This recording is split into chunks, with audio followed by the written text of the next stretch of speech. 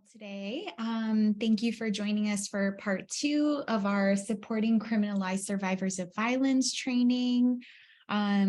This training will go on till about roughly 4 p.m. We might end a little bit earlier, but that's sort of the time that we've set for today. So today we're going to be focused on supporting criminalized survivors of gender-based violence and human trafficking.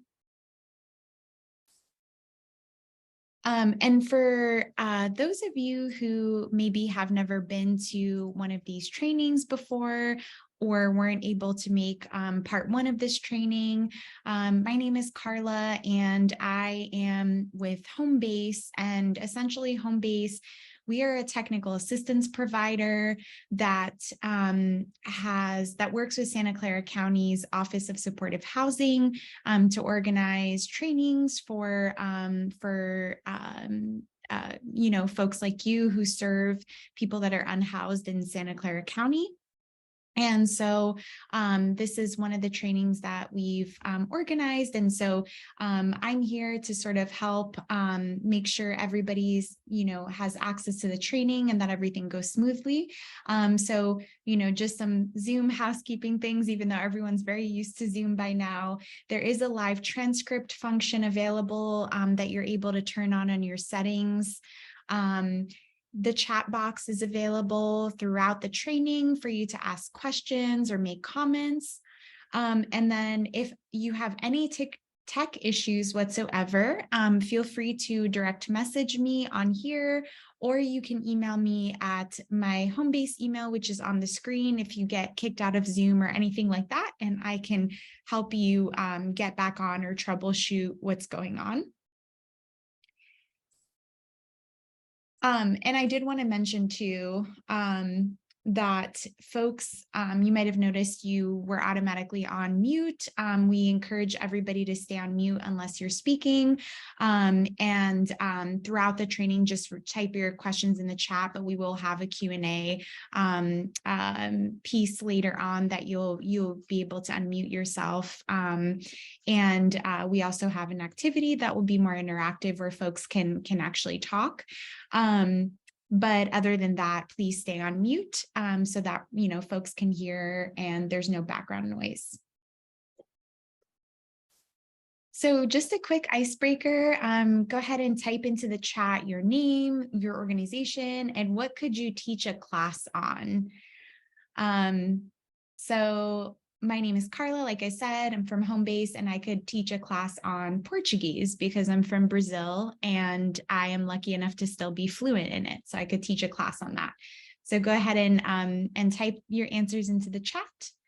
Just get folks a little bit warmed up and acquainted with the chat feature if you're not already. And I will go ahead and pass it on to Perla. I'll stop sharing my screen so Perla can begin our training today. Thank you. And Kim's going to be sharing the screen with us. And welcome back, everybody. I hope that you enjoyed yesterday's presentation. Really excited about the speakers and the topics that we have lined up for you today. And let's go to the next slide, please. Okay, so today really could be focusing on the core components of care and case management best practices, as well as some of the legal intersections that come up when supporting survivors of gender-based violence, particularly human trafficking. Let's go to the next slide. And as a result of this training, we're hoping that you'll be able to better identify intersections of human trafficking, domestic violence, and sexual assault, as well as the intersections of human trafficking and criminalization, and describe the resources, legal remedies, and support available to survivors of gender-based violence. Next slide. And the group agreements, they haven't changed since yesterday, so we want to be really thoughtful that there's domestic violence, sexual violence, and human trafficking survivors most likely amongst this group, since these issues are so prevalent. So being really thoughtful about what we share, the questions that we ask, being compassionate, also respecting confidentiality. What's shared here stays here. We always say stories stay, lessons lead, and also assuming positive intentions among all participants. and also not discussing any information about open cases, even if the information is publicized. So unfortunately, again, with human trafficking survivors, the majority of human trafficking survivors, particularly if they're victims of sex trafficking, have already experienced child sexual abuse or sexual assault, intimate partner violence by the time that they're sex trafficked. And so we want to take into account, as we develop, Community Solutions developed a case management approach to supporting survivors of gender-based violence. And it's an intersectional collaborative approach. We call it inicios, which means beginnings. And it's so important for us to take into account the different forms and intersections of gender-based violence and polyvictimization as a whole, as we try to support survivors of gender-based violence. And if we can go to the next slide. So in terms of our advocates, all of our advocates, we have domestic violence, sexual assault, and human trafficking advocates. And really our role is to support survivors based on their needs. And this can include crisis intervention, peer counseling, safety planning, ensuring basic needs are met, advocacy, transportation, goal setting. And it's so we really are here to provide comprehensive support to survivors based on their needs, what they feel is a priority, and also taking into account, again, all of the different types of trauma or victimization that survivors might have already suffered by the time they come and work with us. And we'll go to the next slide. So one of the things that Community Solutions has been supporting survivors of domestic violence since 1978, survivors of sexual assault since 1981. And then in 2003, the year that I joined the organization, we extended services to human trafficking survivors. And what we found is that in the past, when again, these movements for domestic violence, sexual assault, human trafficking, as we shared yesterday, developed in silos. And what we found with supporting survivors of domestic violence, because the focus was on an emergency shelter, emergency services, is that there's a high need, high dosage of services and a small period of time. And then with sexual assault survivors who really needed the support was more around accompaniment to court. And that was a long process. So there was support over a long period of time, but the dosage was more infrequent. And so when we started working with survivors of human trafficking, we realized that we needed to develop a case management approach that really supported survivors from crisis through stabilization, through long-term stability and sustainability. And that's our inicials approach. And each one of these spaces of support has a very specific focus. For example, in the crisis phase, our focus is really on ensuring the basic needs for survivors are met. If you think of Maslow's hierarchy of needs, it's ensuring that again, basic needs, food, housing, shelter. Sometimes there's urgent medical care needs. Sometimes there's mental health needs that are urgent as well. So that's our only focus. And survivors will not graduate to the stabilization phase until their basic needs are met. And during the stabilization, which we also call a transitional phase, really the focus is on bolstering survivor confidence, on increasing protective factors, on identifying and mitigating any type of risk factors for survivors so that survivors could move towards self-sufficiency and wellness over the long term. When somebody goes into the stabilization phase, this means that they've already have established income, housing. They're in a good place, and we want to make sure that they're able to maintain that. Unfortunately, we've worked with so many survivors that were going back into crisis because perhaps we were able to support them to get, put the down payment or deposit to go into an apartment, but then they lost their job or something happened and they fall right back into crisis. So our case management approach lasts 2 to 5 years.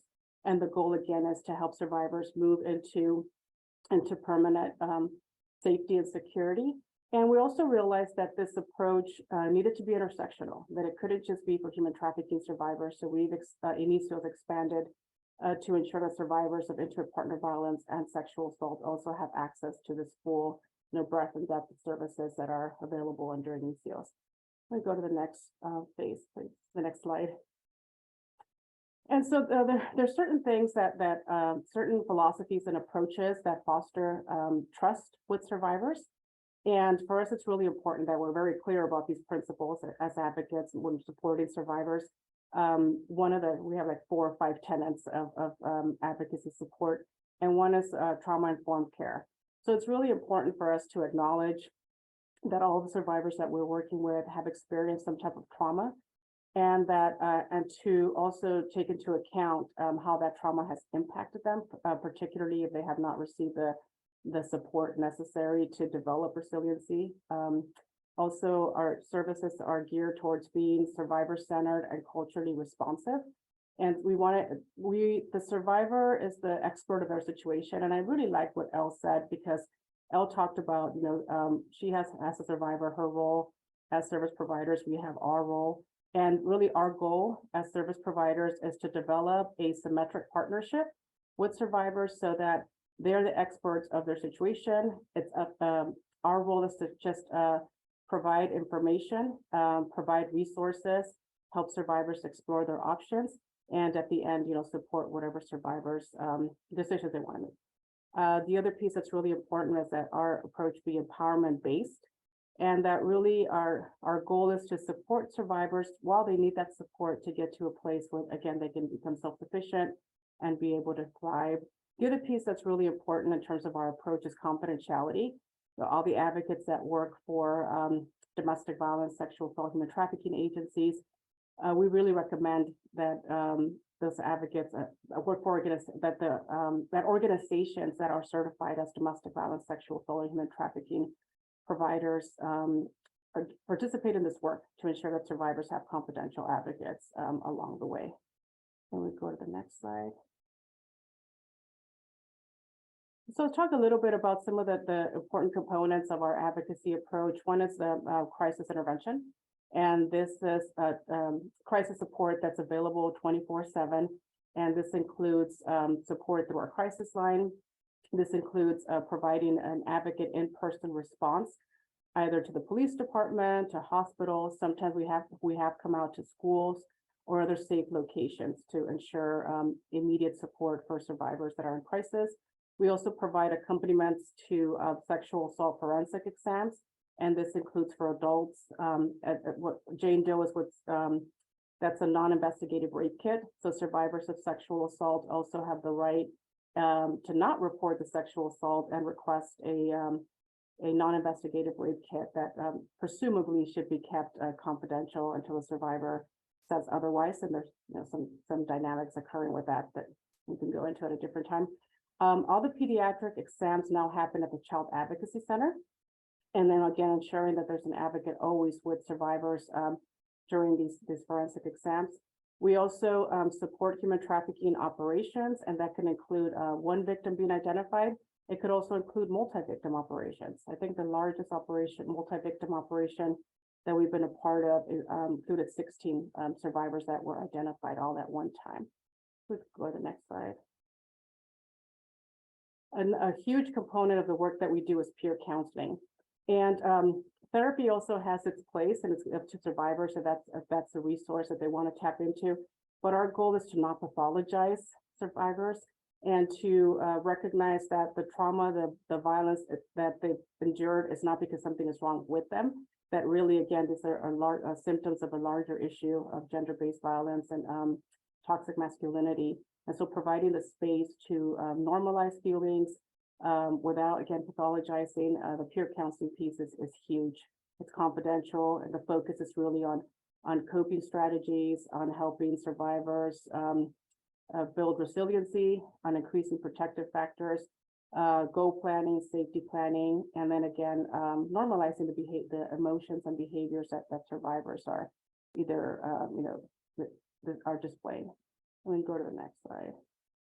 The accompaniment is also a really important piece of the work that we do. And by law, survivors of domestic violence and sexual assault have the right to have an advocate with them at any follow-up interview with law enforcement, district attorneys, or even private defense attorneys, public defenders, and also to have an advocate with them during any of the court hearings, either in criminal court or in family court as well. We also provide accompaniment when survivors have appointments with social services, Department of Family and Children Services. And we can go to the next slide. And then the advocacy piece, there's individualized advocacy that we provide with survivors. And this could be advocating with survivors with victim witness to ensure that survivors are being able to connect to the resources they need with social services, around immigration issues within the criminal justice system. And also when with restraining order support, we do have legal advocates that support survivors to apply for restraining orders. And the other piece of the other type of advocacy that we do is systems and policy advocacy to change, whether it's local policy, state laws, to ensure that systems are more responsive to survivors. So we can go to the next slide. Some of the resources and referrals that are available to survivors in Santa Clara County. We're fortunate to have 3 family justice centers. There's one in South County, and it's operated by Community Solutions. So every Wednesday we have a space that's services that are co-located. And so we'll have immigration attorneys here, family law attorneys, there's law enforcement, detectives, there's a victim witness advocate that's here.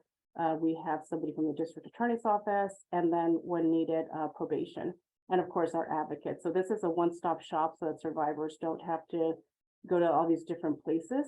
But the other piece that's really exciting is not just the co-located, but also it's really a transformative approach to survivor services, and speaks to that collaboration that's needed to ensure comprehensive care for survivors. Other resources that are available around housing and shelter, and we'll talk a little bit more about housing in a bit, mental health support and clothing and food. And we could go to the next slide. So one of the things with the Human Trafficking Coalition, I'm not sure if I shared yet or this came up already, but the South Bay Coalition to End Human Trafficking was established in 2003. And at that time, I talked about how domestic violence services have been around since the late 60s. The early 80s saw the emergence of sexual assault service providers. And human trafficking is relatively new. I mean, the Trafficking Victim Protection Act passed in 2000. And so you can imagine in 2003, 2004, there was not a lot of awareness about human trafficking, and service providers that founded the coalition wanted to make sure that survivors were not going to fall between the cracks. So we developed a point agency system, which means that one organization of the victim service providers will receive all of the calls, all the referrals for human trafficking case management, all of the requests for in-person response, all the requests for shelter, long-term case management, and then triage and working with other victim service providers that are part of our coalition to ensure that survivors are supported based on their geographic location, cultural needs, language needs, and that we're not having anyone fall between the cracks. Let me go to the next slide. And at this point, I think I'm turning it over to Kim to talk about strategies for engagement. And I'm not sure, Sharon, do you think now's a good time to take a break, or what if we want to go a little bit longer?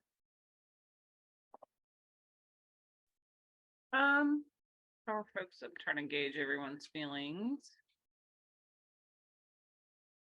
You guys good to go for another 15 and then we'll take a break?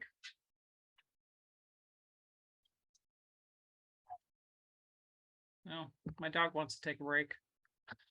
One thumbs up. We're gonna go with that one thumbs up and keep going for 15. Why don't we do a 5-minute break right now? We'll switch it around a little bit following out. So it's 2:03, come back around 2:08. Are folks good with that? Or should we just do 2:10 and give us a little bit more? 2:10. See you guys back here. I'm gonna cuddle the dog. No. Are we gonna see the get us started again? Welcome back, everyone, from the break. Let me go ahead and get sharing again.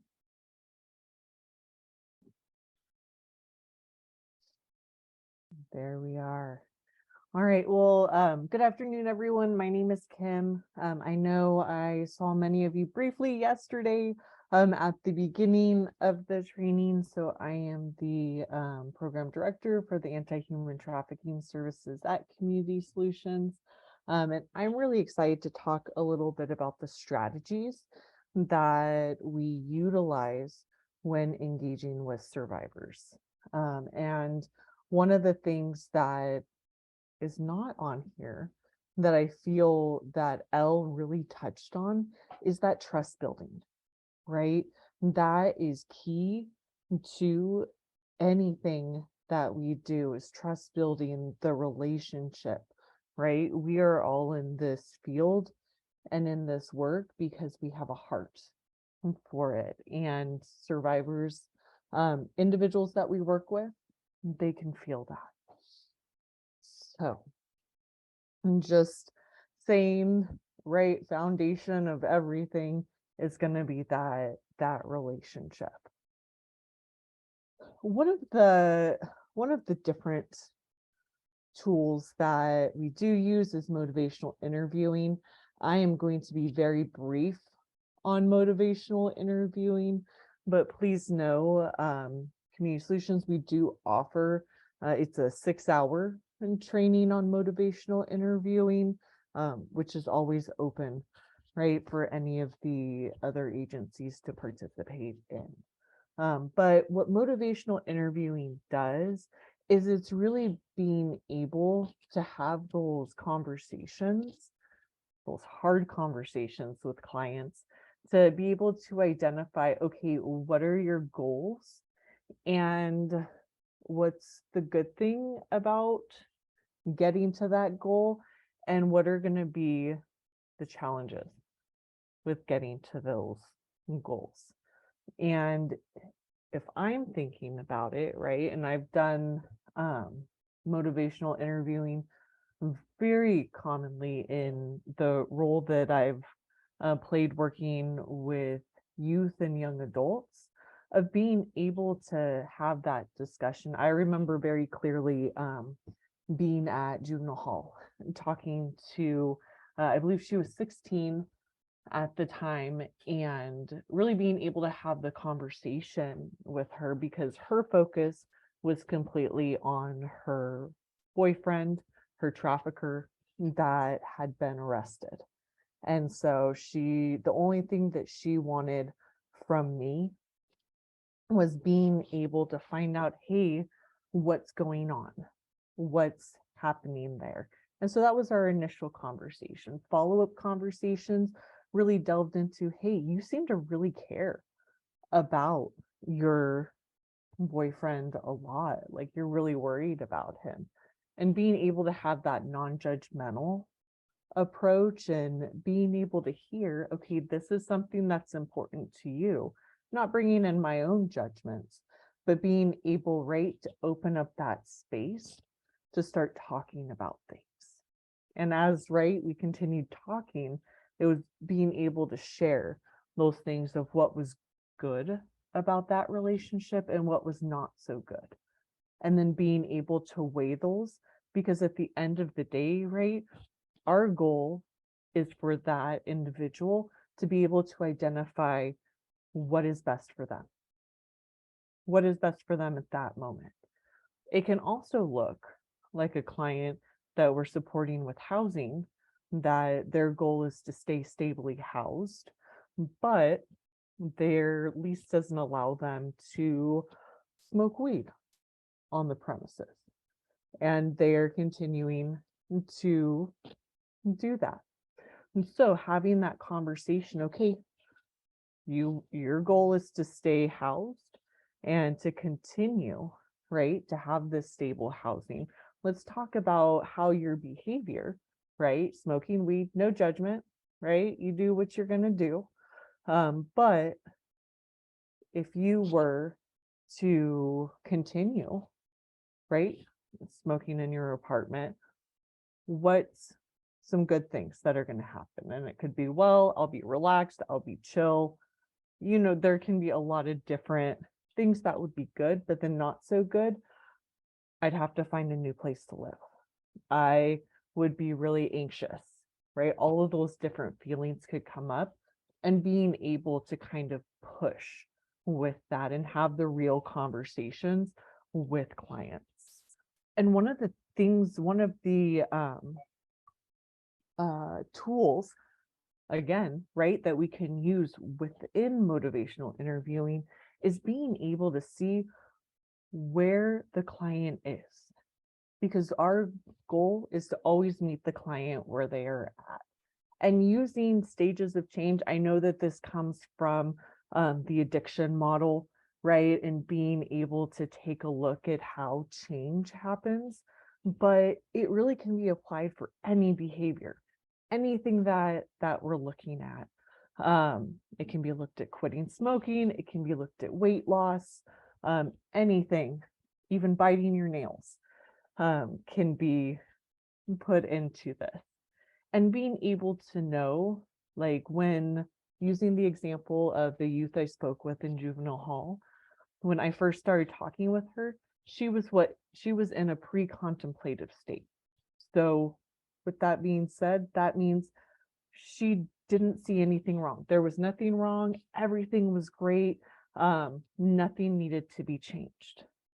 Contemplation, right, was thinking about maybe things aren't as good as I think that they are. It'd be nice if there were some things that were different. Preparation, being able to identify, okay, you know what, these are some things that I could do differently. No movement forward or doing anything has happened. It's just the thought of, okay, this is what I could do, the things I need in place. So then that way they can move on to action. So being able to make that change, doing it, and then maintenance, continuing on with the change. And after 6 months, extended maintenance. An important part when we're talking about change, though, is how failure is an integral part of change. We all will fail when we are trying to change a behavior or change something, and that's okay, right? That's showing that, okay, you tried something, didn't work. Okay, so what are we going to do now? Are you going to jump right back into action and say, hey, you know what, that didn't work, let me try this, and keep going with it? Or is it going all the way back to pre-contemplation and saying, you know what, I don't care, nothing's wrong, it is what it is? And so being able to really see where the individual is at any point in time and moving with them, right? It allows for you to be very individualized with the case planning and the support that you're providing to that individual. All right.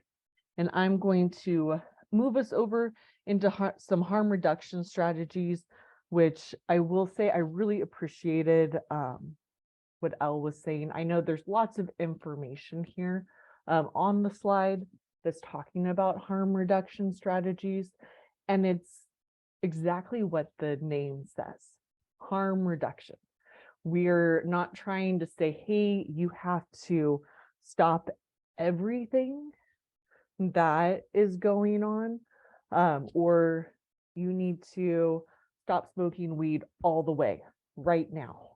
It means, okay, what do you think is going on? Is that keeping you from being able to achieve your goal? Okay.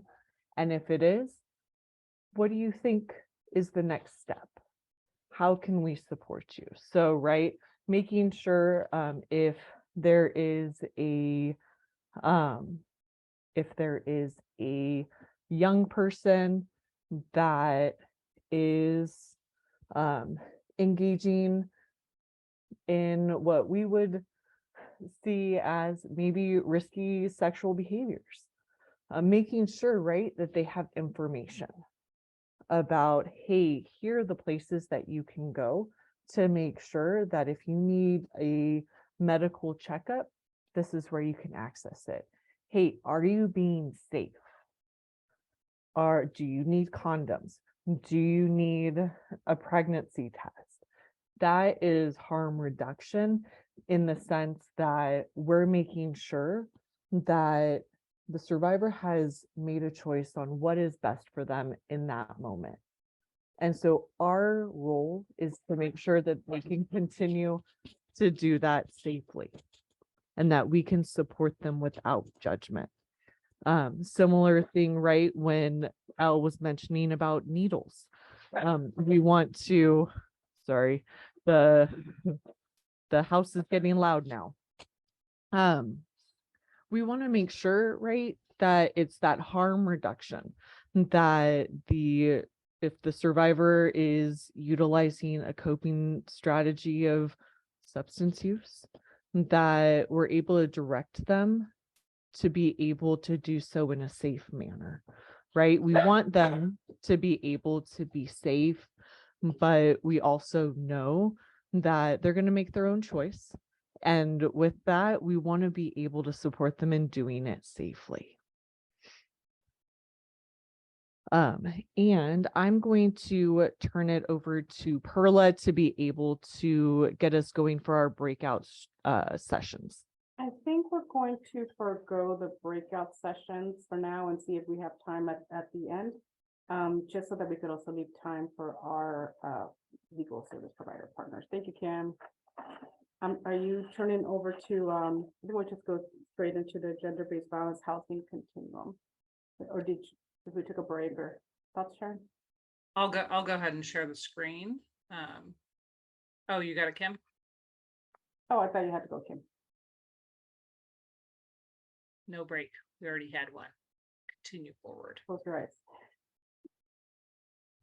Okay, so I want to talk a little bit about this gender-based violence housing continuum. And I talked about our Inicios case management approach that really follows survivors from crisis through stabilization, through stability and sustainability. And it's also really important that there's a housing continuum that accompanies the case management and advocacy and supportive services. And so, happy to share, I think I did put yesterday in the chat, and if the folks were not here yesterday and are interested, through the CDAW task force, there was a report, there is a report rather, that focuses on the housing for survivors of gender-based violence, that talks about recommendations of how to build out each one of those spaces. So crisis housing, what we call stabilization or transitional housing, and then long-term permanent housing. And we kind of, we adapted this image here from United Way Halifax Housing Continuum Model, and to show really the progression. Again, survivors don't always go through this linear process, but at the crisis phase, we have individuals that are experiencing substance use, mental health issues, and gender-based violence, perhaps, and they're unhoused. And then to get into our emergency shelter or hotel, they're usually individuals that are fleeing from violence. It could be human trafficking, it could be intimate partner violence. And then, so that's crisis. Once the individual gets into the stabilization phase, there's a couple of different housing mechanisms to support survivors with transitional housing. So that could be either a physical structure that's a house, that Community Solutions runs 2 transitional housing programs for survivors of gender-based violence. So it's an actual house where survivors can go and stay up to 2 years while they get ready to go into permanent housing. Or there's survivors that have housing, but they need support to be able to maintain housing. And so the stabilization support will be in the form of rental assistance and case management to help that individual keep their housing. And from there, from the stabilization, we want to move towards permanent housing. That's the end goal of stabilization. And sustainability is ensuring that the rent is affordable. If there are survivors that are able to purchase a home, and also that the market and for apartments and homes, it's accessible for survivors, for community members, so they're able to maintain that. And so it's really important that through this space of housing, this continuum of housing, that survivors are receiving also services, comprehensive services that will allow them to maintain that housing. So during the crisis phase, there's the focus is really on engagement, on outreach to individuals that are unhoused, on safety, and that's physical safety, emotional safety, on ensuring survivors have their basic needs met. And if there's any behavioral health issues that survivors might be dealing with, like substance use or mental health issues. Once somebody goes into the stabilization phase, meaning they're no longer in crisis, their basic needs are met, then the focus is on connections to social services, legal needs, and self-sufficiency skill building to ensure that that individual can then move into stability. And so the sustainability piece, the focus is on job training programs for improved employment or to get into employment for survivors that have not had that opportunity. We can go to the next slide.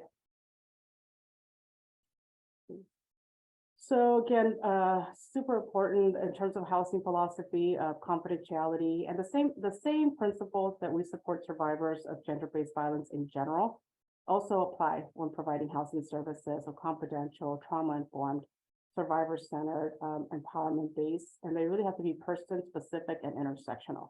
So we're very fortunate to work closely with the Office of Supportive Housing to develop a victim needs screening tool that housing providers, before administering the VI-SPDAT, they'll use this condensed victim needs screening tool to identify if that individual is a potential victim of gender-based violence and either refer them to the confidential queue so that that survivor doesn't have to go into the community queue, or do a warm handoff to one of the service providers.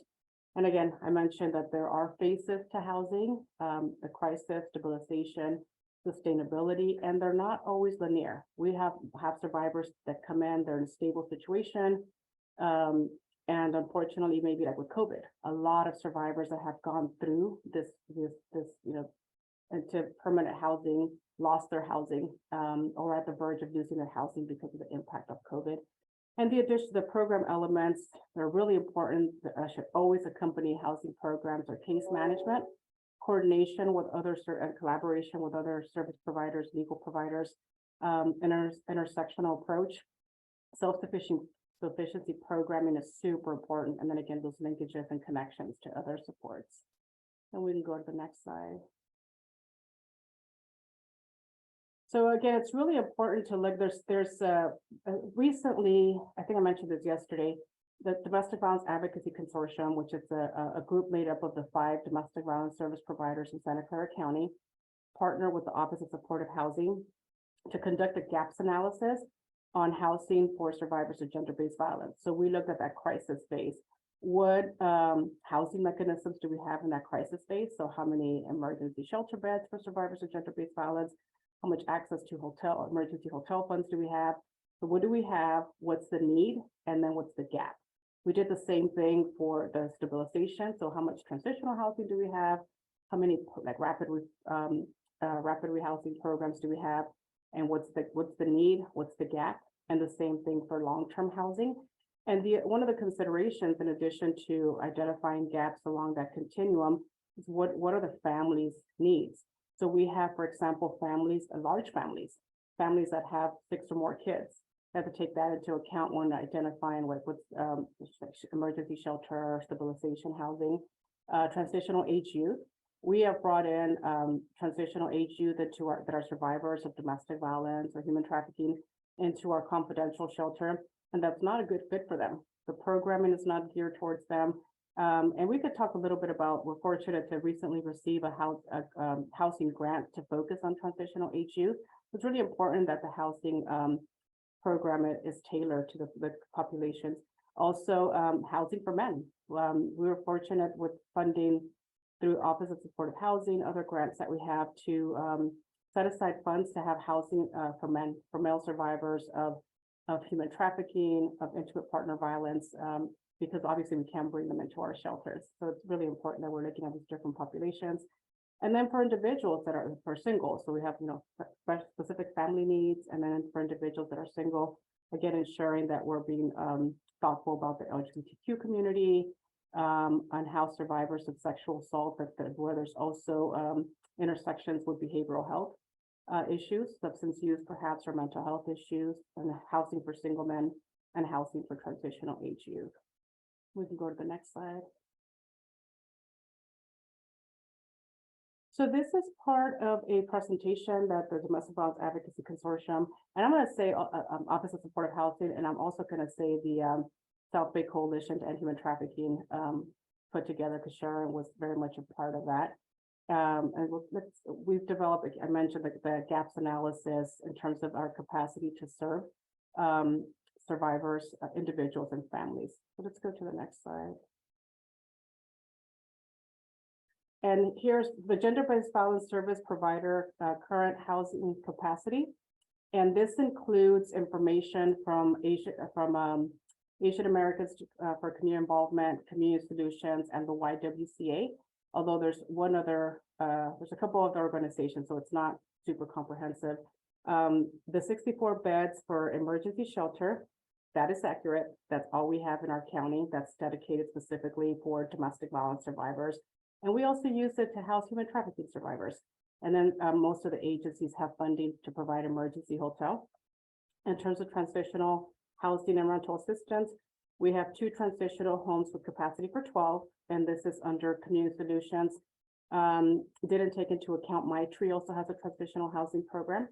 Again, it only includes data from a couple of the service providers. There's 121 rapid rehousing slots through housing, the HPS 156 slots, and then Housing First 164. And for permanent housing, there were 40 vouchers that were Section 8 vouchers that were set aside specifically for survivors of domestic violence. So that's not a whole lot. Let's go to the next slide. And this is some of the data in terms of the housing services provided by gender-based violence service providers during fiscal year 21-22. I'm not going to spend a whole lot of time reading this for you, but as you can see, the number we hoteled 575 individuals. That's including adults and their children during one fiscal year. HPS was financial assistance to prevent homelessness prevention services. 592 individuals were supported through that funding to ensure that they were able to maintain their housing. 298 individuals received support through rapid rehousing programs, and then 442 were able to receive support through Housing First programs. And you see the number in terms of permanent housing, that is very low. And so that's the piece that's really challenging, because we want to ensure that we're supporting survivors to end both the cycle, well, 3 cycles, the cycle of violence, cycle of poverty, and cycles of homelessness as well. And then Sharon, feel free to jump in at any time if you feel like you want to add anything. And we can go to the next slide.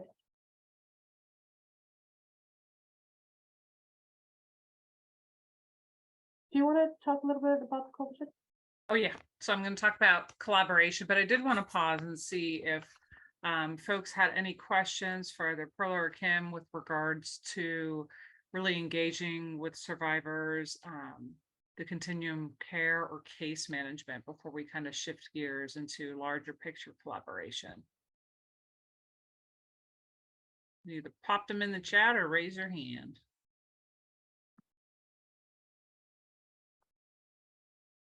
Very mellow group today. Okay. Hope it's not a reflection. Hopefully you guys are getting some good stuff out of here. Oh, so we can go forward, Kim.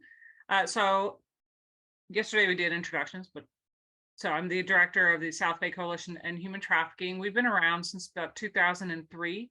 It's a coalition that really focuses on building capacity to ensure that we are identifying and providing prompt access and services to survivors of all forms of trafficking. You can see our vision is a world free from slavery. And some of the best practices you've heard, we really try to incorporate them here, where our mission is to utilize the survivor-centered approach in order to ensure that we're protecting victims, prosecuting offenders, preventing trafficking through coordinated partnership. Often these are called the 4 Ps, and it's advocated by the U.S.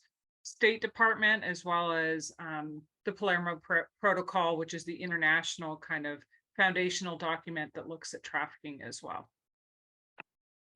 Oh, there is a great question. All right. We'll pause for a second. For those who are working with survivors, do you have books or resources that you recommend in order to further prepare ourselves to work with these individuals? There are several, and I'll let Kim speak. There's one book that I feel is foundational in supporting any survivor of gender-based violence, and it's an old book. It's been updated. It's Joe Davis, Safety Planning, with it was written so long ago.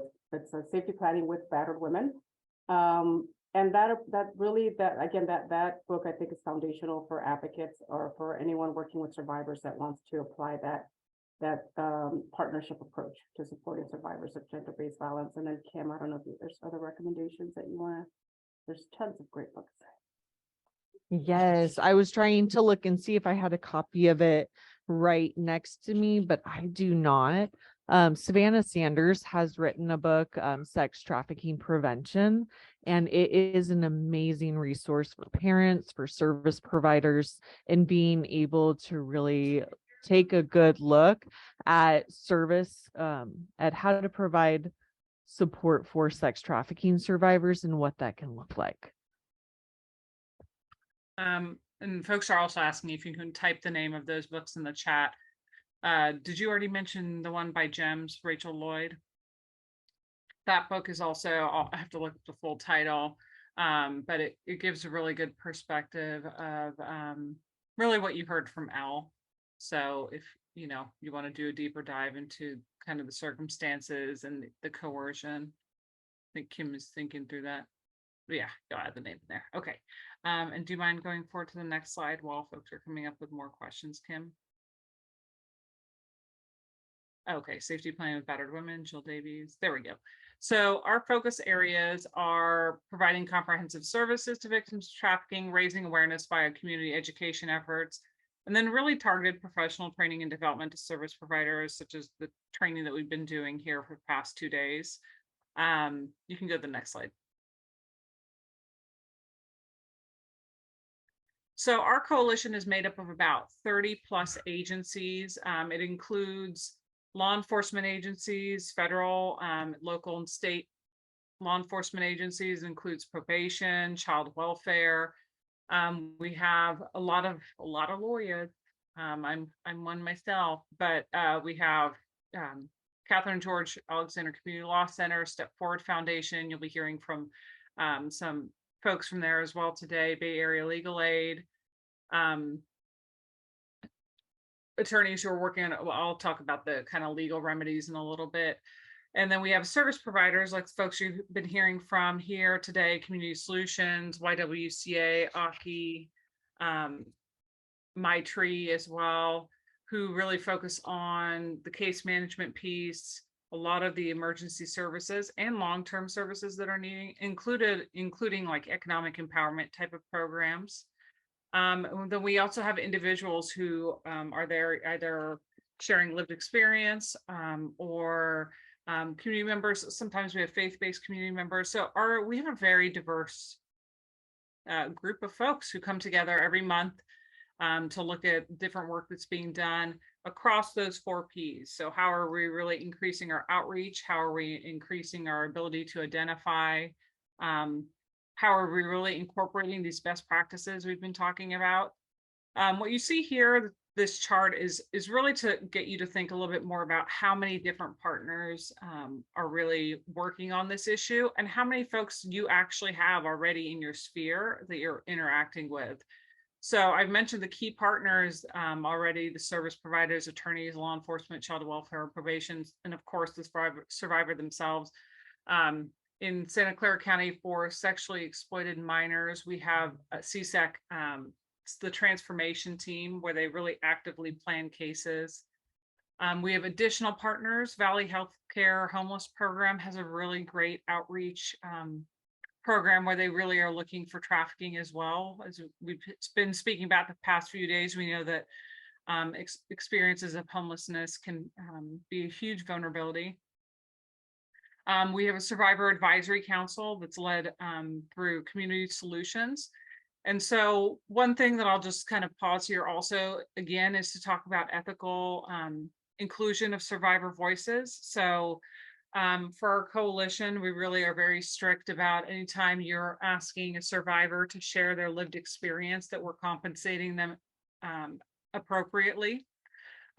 We obviously want to create space for survivors. Economic empowerment is really important. So creating space for survivors to be able to engage in whatever professions they would like to do so. So that also means that we're helping them with different legal remedies in case they have criminal records, but looking at how we can provide training, how can we encourage and kind of be more inclusive in our hiring process, to again provide access to individuals who have a lot to offer, with lived experience and professional experience. Additional partners are schools. So we have a bill in California, AB 1227, that actually mandates that trafficking is supposed to be taught at 2 points, once in middle school and once in high school, in the context of sex education. Unfortunately, that bill did not include any funding. So what that often means is that you really need folks who are within the school district to champion things, or it might be parents or guardians who may champion at their local school to say, we really need to be having this issue taught. We advocate for a really positive framing of this kind of education. So as we've been speaking about the past few days, there's so many intersections with human trafficking. It's far better to focus on a healthy relationship type of curriculum that addresses all forms of gender-based violence, as well as other issues that are those core issues that we were talking about yesterday, like toxic masculinity, which is harmful regardless of an individual's gender and identity. So schools are our additional partner. Faith-based communities are a pretty big partner in the human trafficking movement. And it's, I don't know if I can sum up the history really quickly, but I'll just say that you'll find that there are a lot of organizations that have a faith-based component. And so I would just be mindful, if you're working with a client and looking at referrals, to be really aware of what works, what the survivor, the client you're working with really wants, because faith-based programming can work really well for some individuals, but it's certainly not for everyone. And ensuring that their best practices is still the most important piece. So we also have a lot of outreach through our faith-based communities. The other thing to think about is that survivors present at any variety of open doors. So they might come into an immigration attorney because they don't have legal status and they want to speak about, or they might want to speak to an attorney about their employer who they believe is cheating them out of their wages. And then that partner uncovers that, oh, this is actually more than, this is trafficking. They can connect them to a service provider, potentially introduce them to a law enforcement partner. We really believe in proactive partnership, which is sometimes may feel like nagging, but I think it's friendly nagging, where we're really trying to push for communication, where that's why we can have one of our law enforcement detectives come to the law center and do an interview at the immigration clinic with a survivor, so that they feel most comfortable there. So that's why we really push for these kind of intense partnerships. Businesses are increasingly becoming a big partner. They see a lot of what's going on. They can open doors and improve access for economic opportunities as well. So think about these partners that you're currently working with, and if you're okay with it, I know there's been low engagement. Let's up the engagement. Tell me who your kind of core partners are today, or if you have a wish list of agencies you'd like to be in touch with, you can just put that in the chat too, and maybe we can also connect you to some folks who are working on these issues. What's important to think about collaborative models also. So let's say even within your organization, you might have collaborative work groups that are looking at gender-based violence. Think about your structure and leadership. Ensure that there are, again, we're really mindful of power dynamics. Our coalition's interesting because we really have kept a grassroots feel. A lot of coalitions or task forces are kind of led by law enforcement or government agencies, and there's already a power dynamic there. So we really want to kind of balance that out. And that also reflects then in funding. Often, the power imbalances impact how things are funded, but does that necessarily suit the needs of survivors in your community? So be very mindful of that. When we talk about collaboration, there's a lot of different levels. When you're coordinating, you might make cooperation is the most basic level. So I know that, well, if I really need to call law enforcement, then, oh, are you raising your hand? Do you want to just jump in before I go into this? Yeah, go for it. No, I wanted to share that there's a question Oh. in the chat that I think is Timely. yes. And so it says, in a world where victims are so often criminalized and law enforcement is often untrustworthy, do you have a way of identifying law enforcement agents that you can trust? Yeah, and I mean, I think both of us can answer this, but I think that's why, was it Holly that wrote that? I think that's why we're extremely proactive about that collaboration. So, a lot of our law enforcement partners know that I'm extremely irritating because I expect a lot of time from them, even in terms of outreach projects. They're laughing because they know I'm pretty annoying, but outreach projects are a really great, subtle way of building partnership with law enforcement. You get to know them, kind of get to know their style. We try to do a lot of presentations with law enforcement as well. We've done hotel outreach with our law enforcement partners just to start kind of getting good relationships that way. And then for the service providers, they're doing operations with law enforcement will do operations, and they will call our service providers in ahead of time to let them know on this date and time we'll be doing an operation potentially. Perla spoke about operations briefly. And so those are instances where you have trust building. And so because of those, it's not just conversations, we're actively like building things together. The other really good way, Holly, is developing protocols with these partners. So we have a human trafficking law enforcement protocol. There were 13 agencies part of that process. And only a few were law enforcement. A process like that, again, helps build trust. And part of that trust is knowing expectations of each agency and what their role is. So then you can actually say, like Detective Sohal is pretty fantastic. Detective Shen, I know him really well. I feel really comfortable with him. Why don't you talk to him, see if it feels comfortable? If it doesn't, that's fine. So that's how we're able to really, so it's not a quick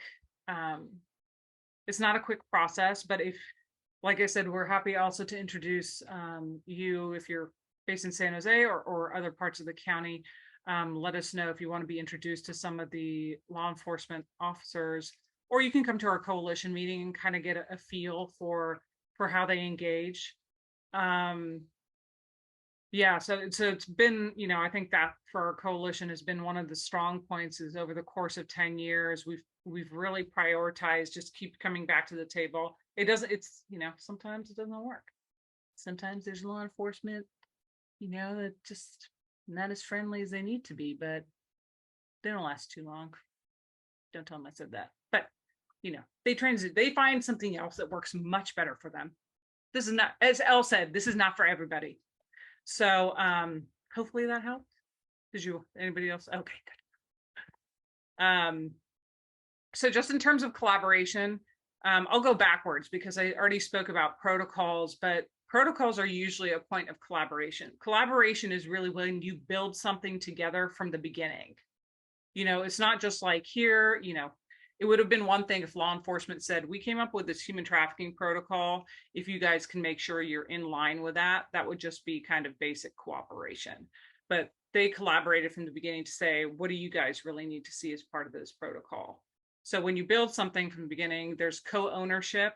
Again, there's not as many power imbalances when there's true collaboration in that way. There's a lot of back and forth to keep resetting what expectations are. And so all of that kind of feeds into really proactive collaboration, I would say. You also want to see with if you have a collaborative work group, looking at how your referrals are working, really formalizing some of these processes. So it's not just reliant on one person who's a champion.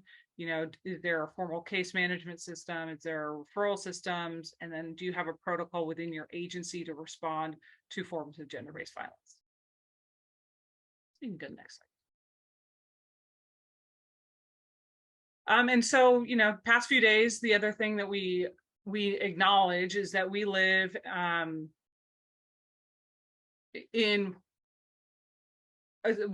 we are trying to build capacity, and we live in a space where there's just never going to be enough funding for this work. And we we totally acknowledge that, and we're not trying to paint a picture of this is easy. Our coalition's been working for over 10 years to cultivate space and funding and commitment to these issues. But one way we can start to look and increase capacity is when we look at the intersections. So, you know, if you aren't able to provide the expertise related to domestic violence, can you find a partner agency that you can reach out to, which you can, because Berlin and Kim are here, and as well as sexual assault. Wage theft, you're going to hear from Ruth pretty shortly, who is really like one of the foremost experts in the nation on labor trafficking, encyclopedia of knowledge. Look at your partners to kind of help you build capacity on the knowledge base, and then also on the services side. I think at that point, yeah, immigration, criminal justice, we're really looking at ways. So criminal justice, we're looking at intersections there to help us expand our ability to identify survivors. The whole theme past 2 days has been criminalization of survivors. So even yesterday, we were hearing from the public defender, they often work with survivors. So can we increase capacity there for them to refer survivors over to services? We have a really good partnership with the DA's office. Sometimes we can leverage that even in a criminal case to say, hey, you know, we really believe this survivor has a lot of circumstances that relate to culpability that you should consider. Just trying to think of the best way of framing that. Okay. And I think we can go to the next slide. So this was going to be my interactive portion. And I know that we're kind of low on the interaction today. That's all right. But if you can, just share a few things that you most value in collaboration, or what you expect from partners that you're collaborating with.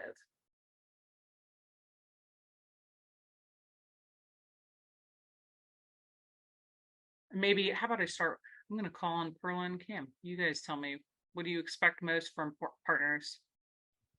I think that what's been really helpful, and I don't want to take a whole lot of time on this, but to define that we use the term collaboration like kind of loosely, but there's different levels of partnership.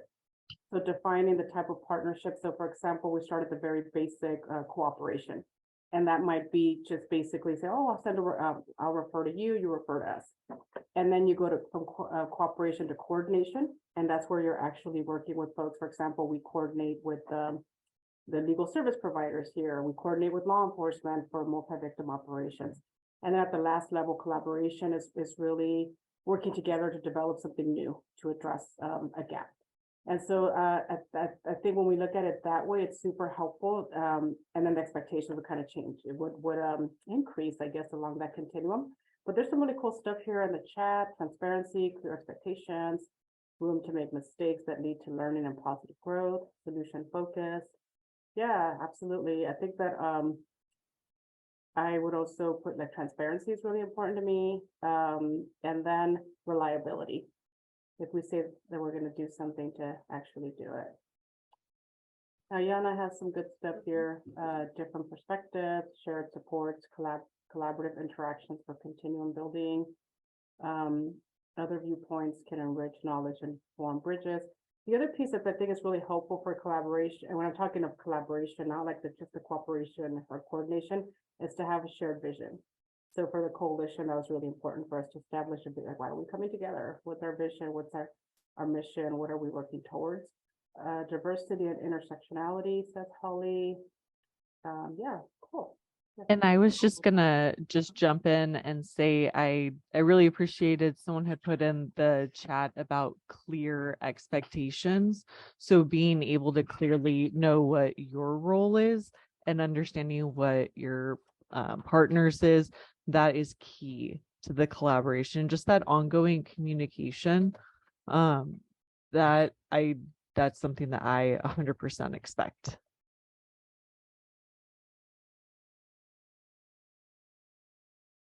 Sorry, I forgot to unmute. I think those are really great opportunities to expand program scopes. The other thing that I also, and it goes to that vision statement, is when you kind of have a baseline of what you all agree upon about being survivor-centered or survivor-informed, because some agencies truly cannot be survivor-centered. And that's, you know, like law enforcement, they have limits of how much and it's just a reality. So rather than misnaming it, trying to be more accurate. But that goes to those expectations. But as long as you have kind of core foundational focus, like being survivor centered and informed, then it's a lot easier to kind of get things done because you can always come back to those. Okay, I think we can move on. And we're doing pretty good on time. Yay. So legal intersections. Now we're going to take a little bit of a deeper dive and flip around this order, but we're going to be talking about intersections that we see with labor employment, what legal remedies are available for survivors of gender-based violence, trafficking. Then we'll talk about immigration, social service benefits. I'll touch a bit on criminal remedies, criminal defense, vacatur, victim rights. And we have a few presenters. We're going to be starting with Ruth Silvertobe. She is, I already gave you kind of an overview of her expansive, you can go to the next slide, expansive expertise. Oh, here kind of is a deeper dive just for your knowledge reference later, but we can pass it on to Ruth, who's a supervising attorney. She does a workers' rights clinic. She heads up the hotline. The Office for Labor Standards Enforcement has an amazing hotline of advice, and Ruth heads that up. So she really is your go-to for any kind of questions that relate to the entire spectrum of wage theft to labor trafficking. And let me see if I can see Ruth's face. Are you here, Ruth? There you are. You're on mute. You're on mute. I think they need to. Let me see. I think you're still muted, Ruth. Mute. There we Yeah, go. I was writing the advice line in the chat and the law center's phone number as well. Thank you so much for the kind introduction. I don't think I live up to that, but thank you anyway. And Sharon is just a dynamo. We're really lucky to have her, Kim, and Perla. I did want to say that the advice line answers calls from all over California, and we have attorneys in English, Spanish, Tagalog. She also speaks Visayan, Mandarin, and Vietnamese. So if you do have employment questions, please call the 866-870-7725. In Santa Clara County, the law center is 288-703-0408. It's in the chat. But if you are in other parts of the state, I belong to a number of statewide coalitions, Coalition of Low Income and Immigrant Worker Advocates, and I can refer you as well. And let me put my cell phone also in the chat. So you can text me. A lot of times people don't feel comfortable. Let me just finish it. Yeah, don't feel comfortable asking questions in a public forum, but text me if you can't get me on the phone. And I also started a wage theft coalition to try to get legislation locally because it's very difficult to collect even when you win, and we need local governments to step up as well. Next slide, please. So, click it once more. Thank you. So I think you've seen this before. There's labor trafficking.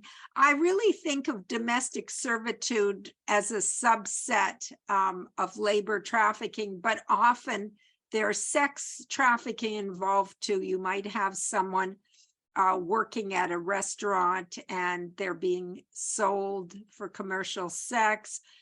Plus they're working. And there's a lot of other examples too, where you see that. Next slide. So there is also a continuum here, labor exploitation. A person is exploited at work. Maybe it doesn't rise to the level of a legal claim, but then there's actual violations of the labor code, and the labor code is it's the laws that cover wages and hours and working conditions. There's also the California government code that has discrimination based on race, religion, national origin, disability, gender, age if you're over 40. And then we have a state and federal agency, Fair Employment and Housing, and the EOC as well. And then if you and somebody else speak up about your rights, about your wages, hours, and working conditions, it's called protected concerted activity. And then you can go to the National Labor Relations Board. So it's basically 3 agencies, and some of them, two of them have a federal and a state agency. So after that, if you have a very greedy employer, it isn't enough just not to pay them overtime, misclassify them as independent contractors, sexually harass them, but you want to control them completely so that you use some method, force, fraud, or coercion if they're over 18, to force them to keep working. Now, for labor trafficking, for both adults and children, you do need force, fraud, and coercion. As you know, for sex trafficking, if they're under 18, you don't, but you do for all 3.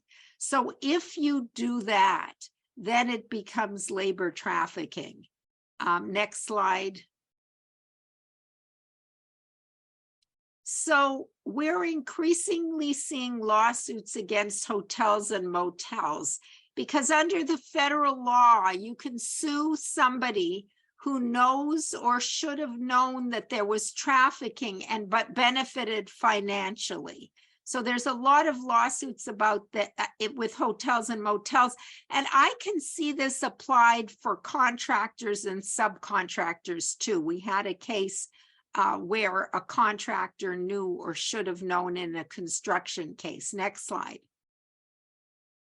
So in San Jose, there are lawsuits all around the country, but I thought I'd focus on the Bay Area. A couple of years ago, there was a suit against Super 8, Clarion, and Motel 6. And it was for sex trafficking, and it was for a whopping $9.99 million. And, you know, you think of these as little motels, but actually Super 8's owned by Wyndham.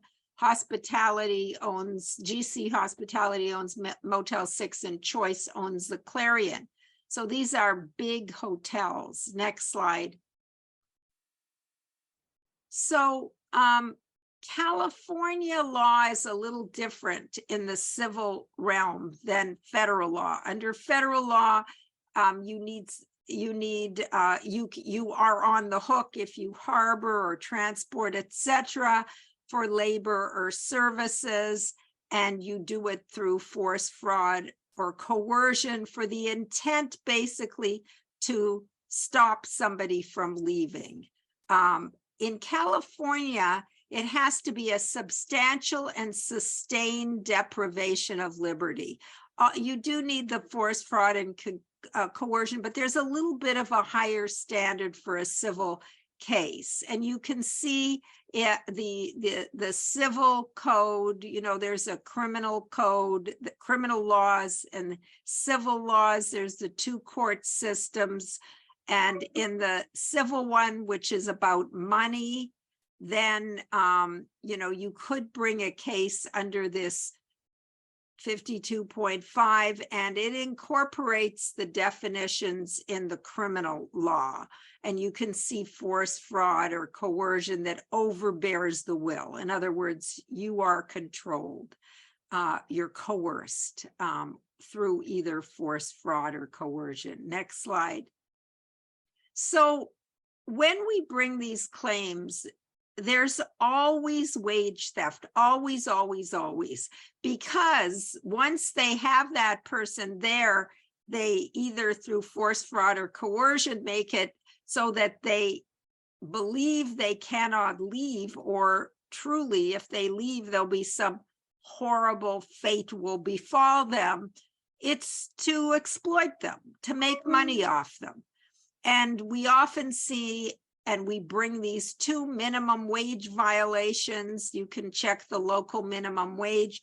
failure to pay overtime, and your paychecks are due if you quit 72 hours after you quit, if you are fired on that day, and there's a penalty of 1 day's pay up to 30 days. Same thing for a bounce check. And if your check is late, it's $100 for the first time, $200 plus 25% for subsequent. And they can't subtract anything from your paycheck except, like, for example, health insurance, which none of these clients will have, but in your case, it's good to know they can't subtract. For example, if you break something by accident, they can't subtract. They can't subtract money if they say we're hiring an immigration lawyer for you. And so, you know, your paycheck is your paycheck. Next slide. So often we see sexual harassment, and there has to be a hostile work environment. It has to be unwelcome. And they look at it as a reasonable person in the victim's shoes. And up to 2 years ago, it had to be frequent or severe, pervasive or severe, or like if it just happened one time, who cares? And that was mainly because there were a lot of male judges. One of them lost his job because of sexual harassment. So recently in California, it still has to be frequent or severe federally, you know, but in California, we now have one time may be enough. Next slide. So retaliation is a huge problem. People are afraid to speak up. And retaliation is basically demoting you, cutting your pay, firing you. If you complain about discrimination or harassment based on, as I said, race, religion, national origin, gender, disability, or age over 40, or any violation of a law, for example, failure to pay wages or overtime, or not getting paid overtime, or a health and safety issue. If you're just complaining that your boss is a jerk or they're mismanaging the company, you do not have any protections unless you do it with one other person, in which case it's protected. But if you, because you're complaining about working conditions, but if you just do it yourself, no protection. So also we see a lot of cases where someone complains and the boss threatens to call ICE or the police. And as you will hear from the immigration lawyer, there is a U visa, which I'm sure you're familiar with for victims of certain qualifying crimes. And that threat is witness tampering, it's extortion, and in some cases, obstruction of justice. So if there is a threat when you assert your rights, in other words, you know, I didn't get paid, this is a health and safety violation, you complain about discrimination, and always do it in writing. Because I've seen over and over the employers always say, oh, he never complained, she never complained, they never complained. So even if you do it orally, follow up by doing it in writing. And if there's 2 or more workers, as I say, who complain about wages, hours, or working conditions, that's an unfair labor practice. We can file, or you can file at the National Labor Relations Board. Next slide. So this is just here. You don't need to know this or memorize it, but I want to point out that if you see a violation, work quickly to get it to an attorney, because these are the statute of limitations. You can see they're pretty short, only 1 year for false imprisonment, assault and battery 2 years, invasion of privacy 2 years, sexual battery 2, and conversion is theft if they take your passport.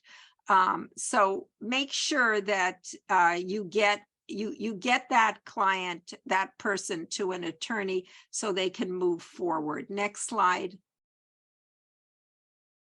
So intersections. Often we see DV, domestic violence cases. Perla talked about how Community Solutions has sexual assault, domestic violence, human trafficking, and we often see these together. And if someone is a victim or survivor of domestic violence, sexual assault, or stalking, we have some pretty good laws in California, job protected leave to go to court.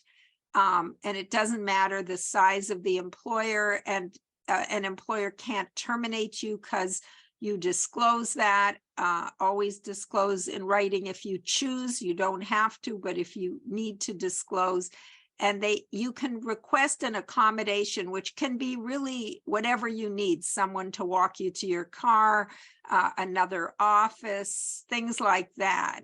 And they have to provide safety accommodations. The other thing is there's no requirement to give you leave, but of course, if you're a DV survivor, human trafficking, sexual assault, stalking, you're going to be depressed and anxious. So under the disability laws, you can get 12 weeks off as long as there's 5 employees, you've been there a year, you've worked at least 25 hours a week. And if you haven't, then under the disability laws, you can get, it doesn't matter, as long as there's 5 employees, no time limit, you can get leave as a reasonable accommodation. So you can take time off, but those are without pay, and you get the pay from state disability, or if you're taking care of someone else, paid family leave. So do contact us, because we've had so many people that have said, I'm just frantic, I need to quit. And don't quit, take a leave, and then, you have time, at least there's a job, because they have to give you that job back after 12 weeks. And then you can think when you're feeling a little better. Next slide. So I always have this slide because you wouldn't believe how many people think that if you're undocumented, you don't have rights. As a matter of fact, for public policy reasons, which means, we don't want a bunch of employers sexually harassing, not paying, and having undocumented workers work with asbestos or with safety hazards. We don't want that in California. They have the same rights, undocumented workers, as everybody else. They have a right to state disability, to workers' compensation, paid family leave, the wage laws, the DV laws, the discrimination and harassment laws, they all apply. There's only one law that does not apply, and that is unemployment. You cannot apply or receive unemployment. And the reason is that there's some federal state partnership, and also you have to swear under penalty of perjury that you can work. But otherwise, all the other laws apply. So if you have a client that's undocumented, don't worry, because they're covered by all these laws, and all of these agencies, and I used to work at the EOC, they don't even ask. They don't write it down, they don't ask. And if it comes up in a trial, a hearing or something, they'll just say, move on. I don't want to hear that. And I think that's the end, right? Yes. Yes, perfect. Thank you so much. If you have any questions, please put them in the chat. Call me, text me, call the advice line if you know people who speak these other languages. And thank you so much. Thanks, Ruth. I think we can pause real quick and just see if anybody does have some questions about the information Ruth has provided. We have a minute or two, you can check in. All right, as you're percolating and figuring those questions out, I'm going to introduce our next speaker, Jessica Jenkins with Bay Area Legal Aid. She's also a powerhouse. She's co-chair of our Legal Service Provider Committee, alongside Ruth as well. So I think Jessica did jump on. I saw you. I'm here. Cool. Awesome. I will pass it along to Jessica. Thanks, Ruth. Thank you. All right. Good afternoon, everybody. As Sharon said, my name is Jessica Jenkins. I'm an immigration staff attorney at Bay Area Legal Aid in our Santa Clara County office. And I'm also part of the Trafficking Coalition. So I'll be giving a really brief overview this afternoon of immigration relief available for trafficking survivors, as well as public benefits available for trafficking survivors. Both of these topics could be like a whole seminar or presentation all on their own, right?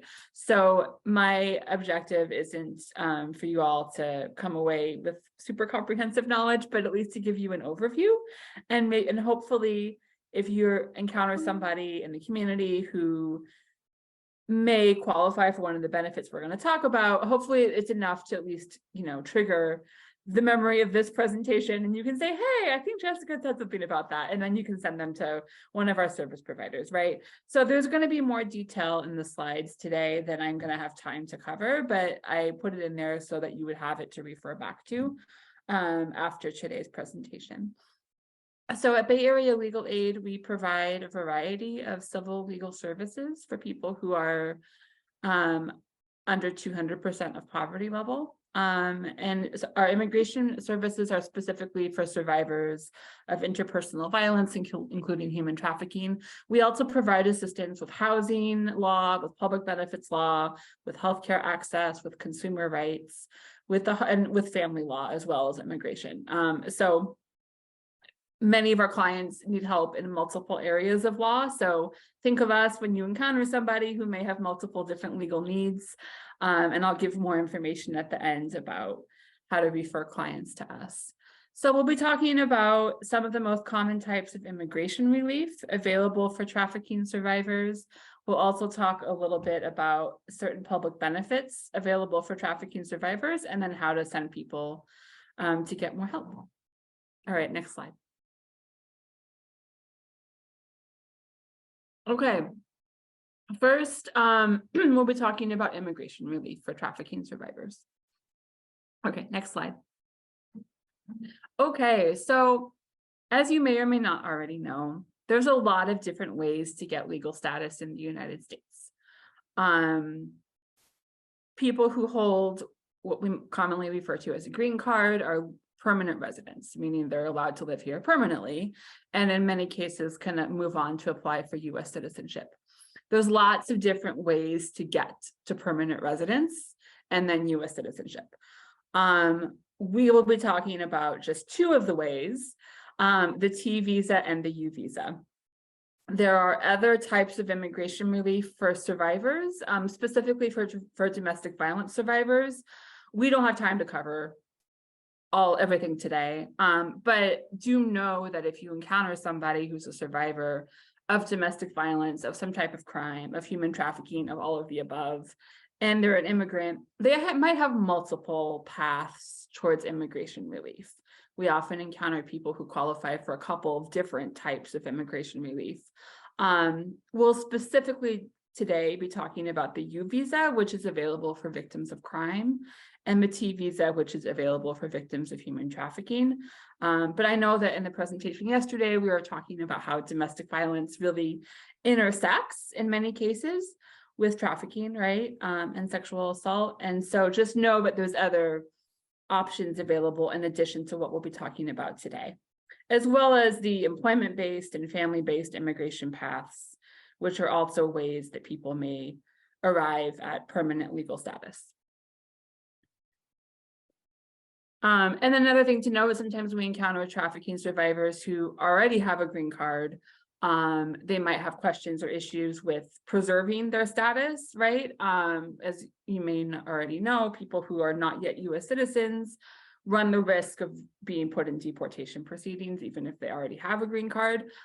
So it's something else to look out for if you run into somebody who you're not sure what their status is, or they have questions about preserving their status, even if they already have a green card. They can definitely get referred to an immigration attorney as well. Okay, next slide. Okay, the first one we'll talk about is the T visa. This is for survivors of severe forms of human trafficking.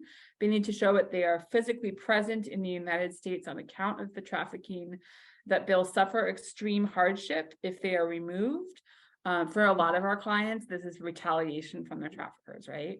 That they have complied with reasonable requests from law enforcement in the investigation or prosecution.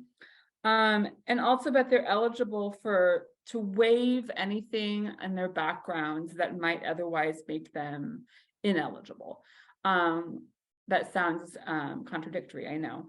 But to get immigration status, you need to show that you are admissible. So there's a bunch of different things that can make you ineligible for legal status. Some of those things are issues on your criminal record. And we've been talking in this seminar about criminalization of survivors, right?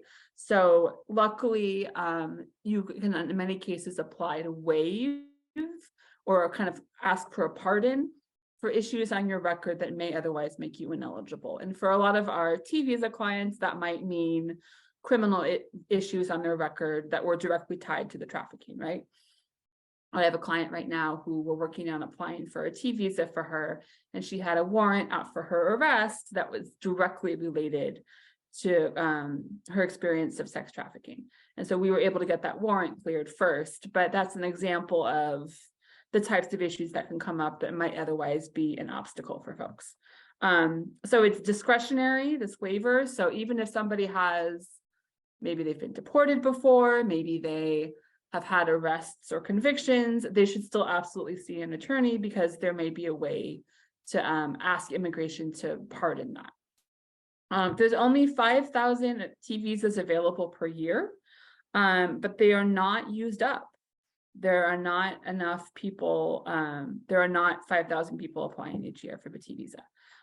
So this means it is sometimes a relatively faster path to immigration relief than other forms of relief might be. Next slide.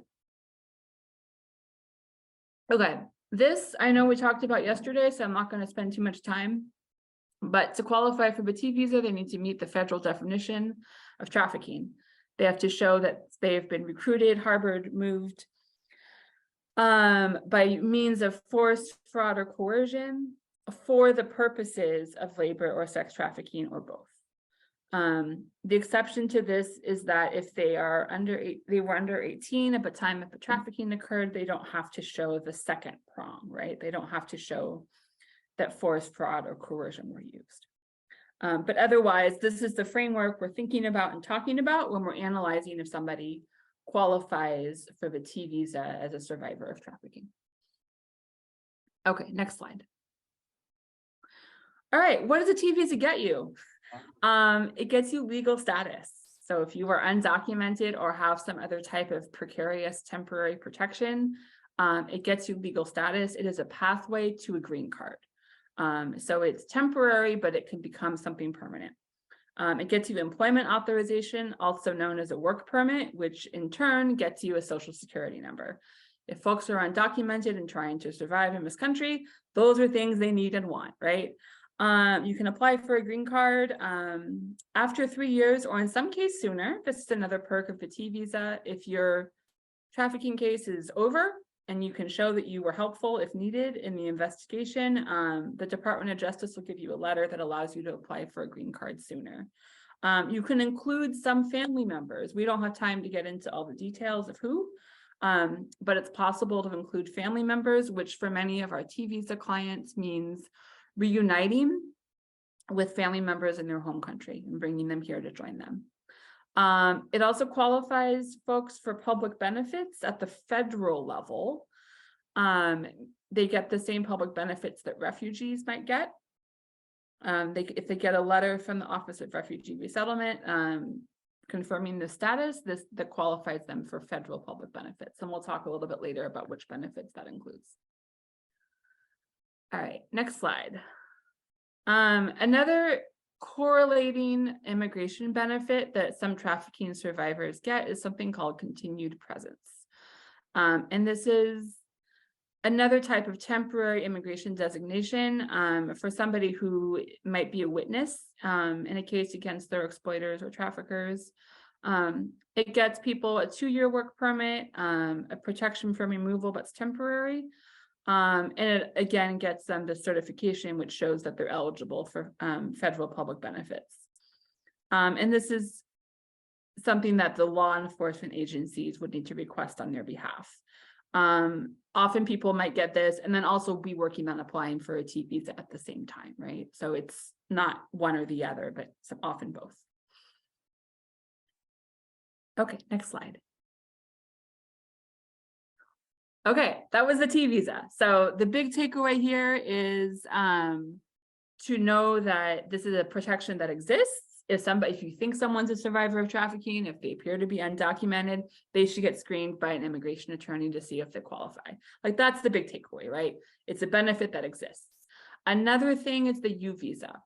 Like I said before, people might qualify for multiple forms of relief, right? So the T visa and the U visa, I have a client right now who we're working on applying for both for her. Just to cover our bases, basically, right? If something goes haywire with one of the cases, at least you have a backup plan.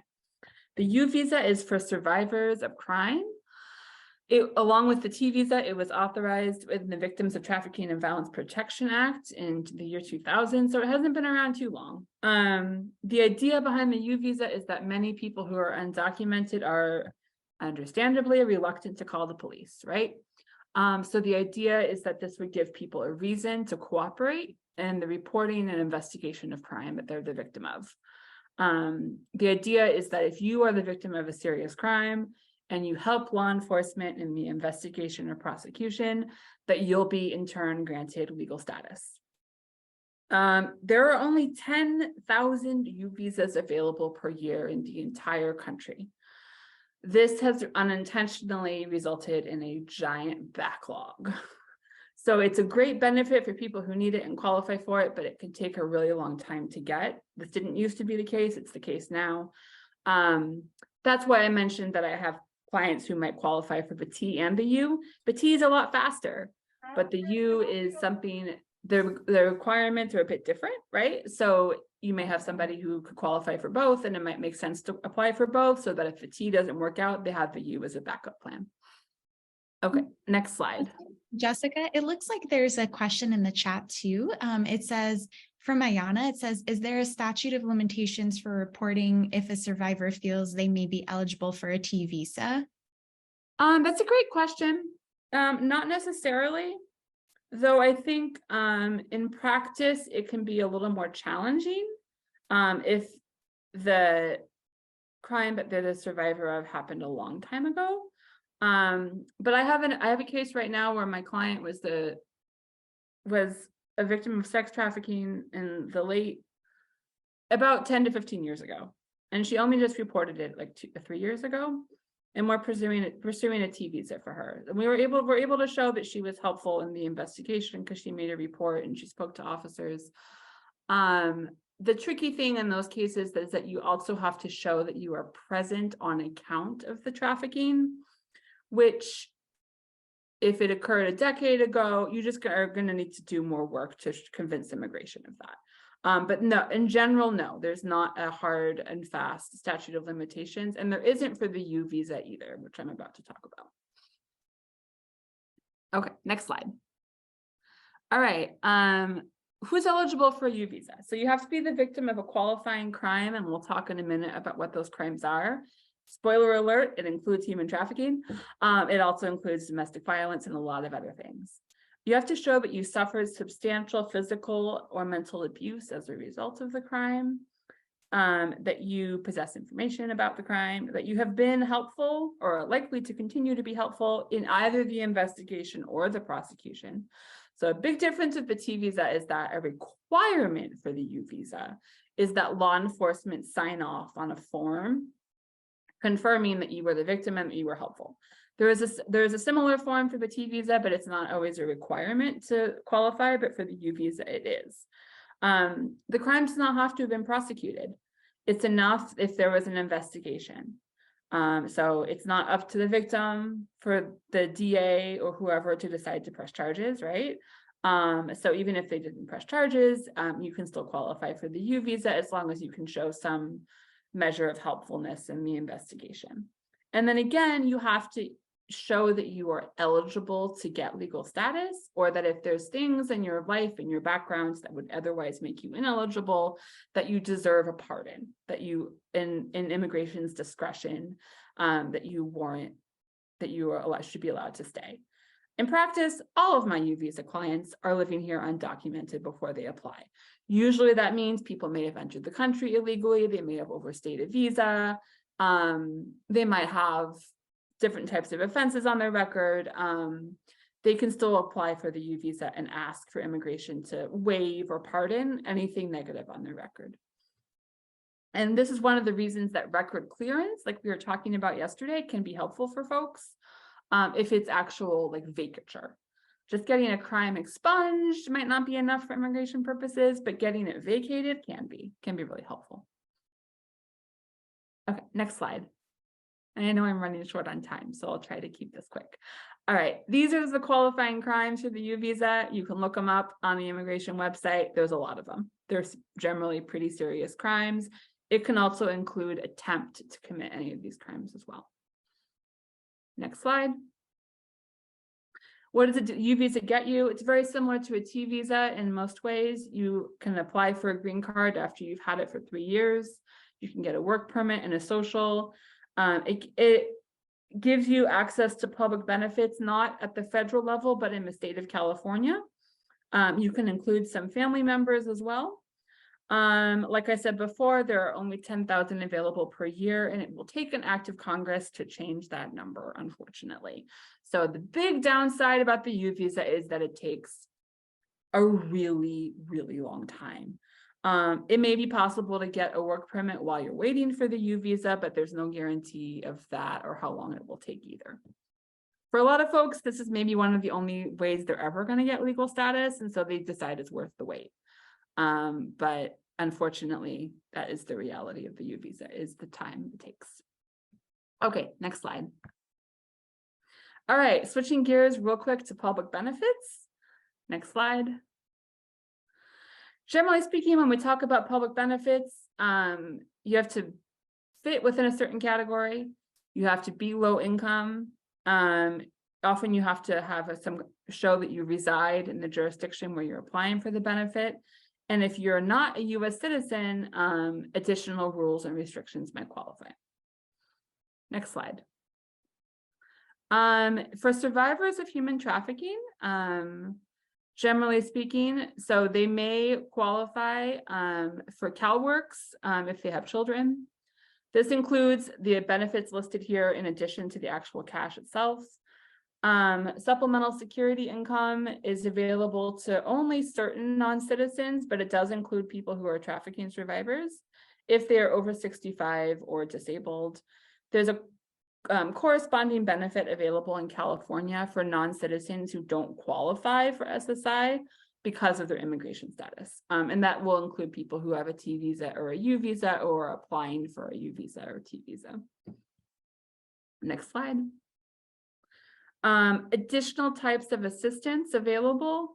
Trafficking and Crime Victims Assistance Program.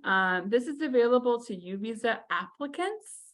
So I will say, even though the U visa takes many years to get, in California, as long as you have applied for a U visa, you're eligible for public benefits, which is not the same in most other states, but it's a great law that we have here.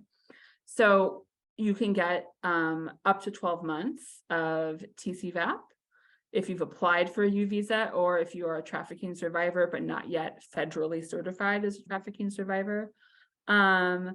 If you are federally certified as a trafficking survivor, you may qualify also for refugee cash assistance. This is also available for a year. It includes job training or in some cases ESL.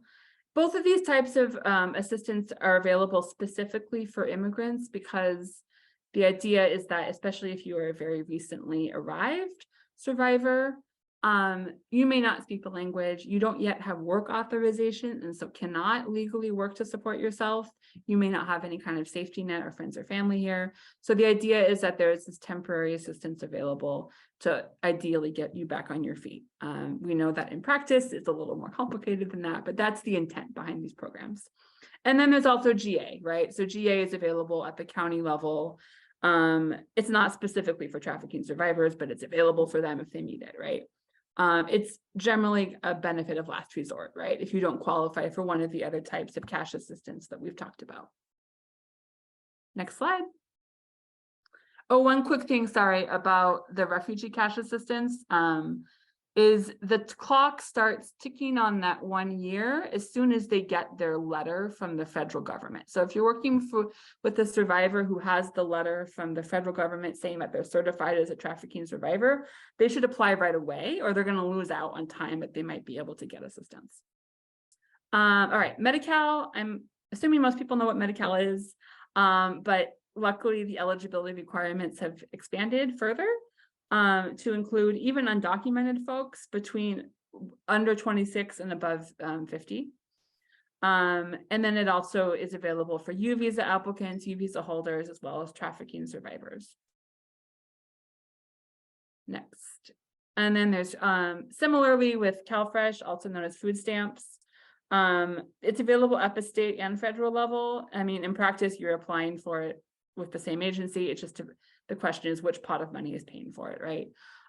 So again, this is available to the same groups of folks that we're talking about. Next slide.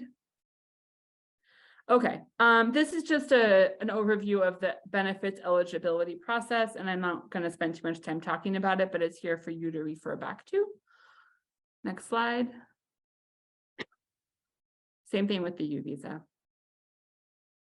One thing to note on the U visa is that as soon as somebody applies for the U visa, they may qualify for public benefits. It's been taking us a long time to get the letter from immigration that confirms that they've applied for a U visa. It's been actually taking many, many months, unfortunately. So in the meantime, if somebody really needs the assistance, work with their attorney to see what other alternative proof we can get to convince the social services agency, but they've applied for a U visa, because we've brainstormed some other things that work.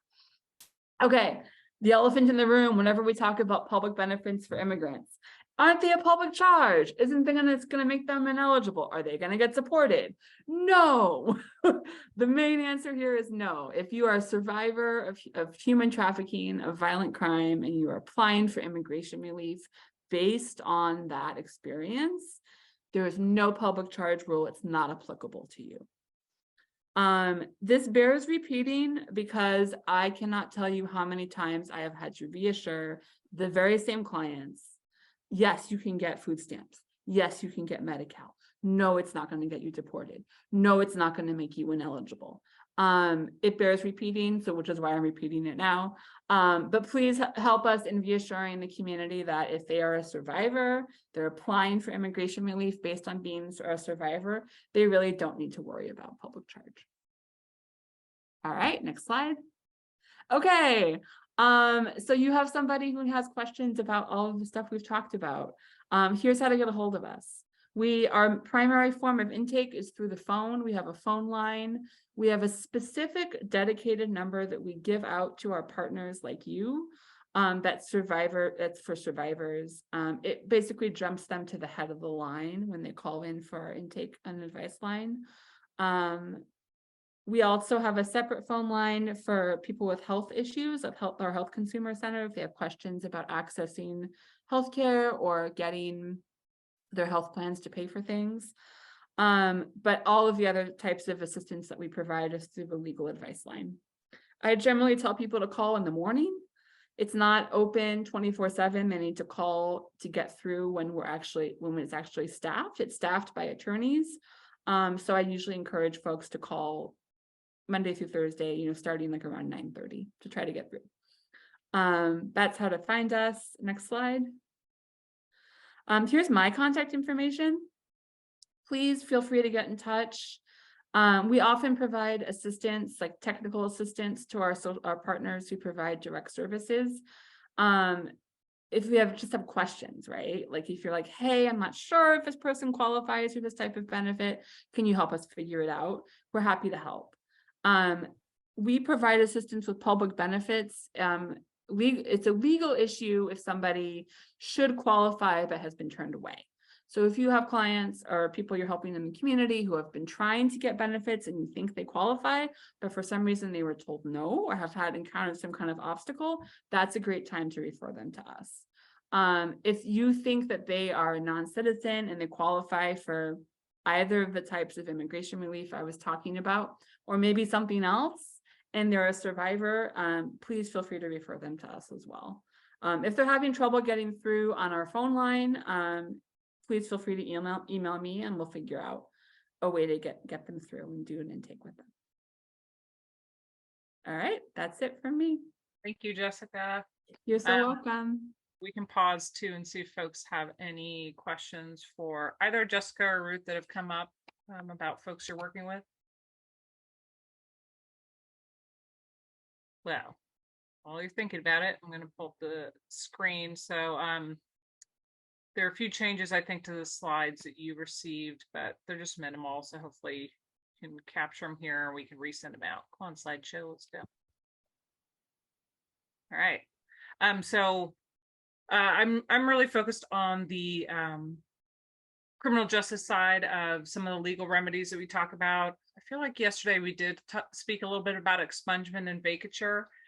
So expungement relates to, both of them relate to criminal records. So again, we're talking about criminal. Oh, wait, let me see. Was there a question that I already started? Oh, no, it's just me. Oh, okay, cool. Relates to criminal records. So if you have survivors or clients that you're working with, we know that criminal records can be a huge barrier for moving forward. It also can be a really powerful tool of justice for survivors who have been, who've gone through a lot. So for many survivors, they may not see justice in terms of accountability against against their exploiters. But this is one way of at least trying to remedy some of the harms that have been done. Sorry, there's going to be a light right on my face, but we're just going to go with it. But expungement it can either be reducing charges. So there are a lot of different expungement tools, and some of them relate specifically to drug crimes. We have different props that have helped with that. And the Record Clearance Project at San Jose State is a huge resource for this. If you have clients, they don't have to be trafficking survivors. We're just talking about individuals who have criminal records and who are really looking to move forward with their life. The Record Clearance Project at San Jose State's a great resource. And so expungement can be something that could be moving a felony down to a misdemeanor, which can be really helpful. We know that a lot of tools for expungement, you'll still find your criminal record will still exist for certain kind of professions. So sometimes if you want to join law enforcement, even if you get something expunged, or if it was a juvenile record, it still may be available if you are, it's still present if you are applying to be a law enforcement officer. But vacature is a much stronger tool. So if you do have somebody and you believe they might qualify as a survivor of trafficking, vacature is basically saying we should have never charged you in the first place. So it's like completely erases it. And since 2017, trafficking survivors are eligible for vacature relief. It's under the same penal code that looks at human trafficking. It applies to nonviolent offenses. You do have to show that somebody has, again, moved on with their life.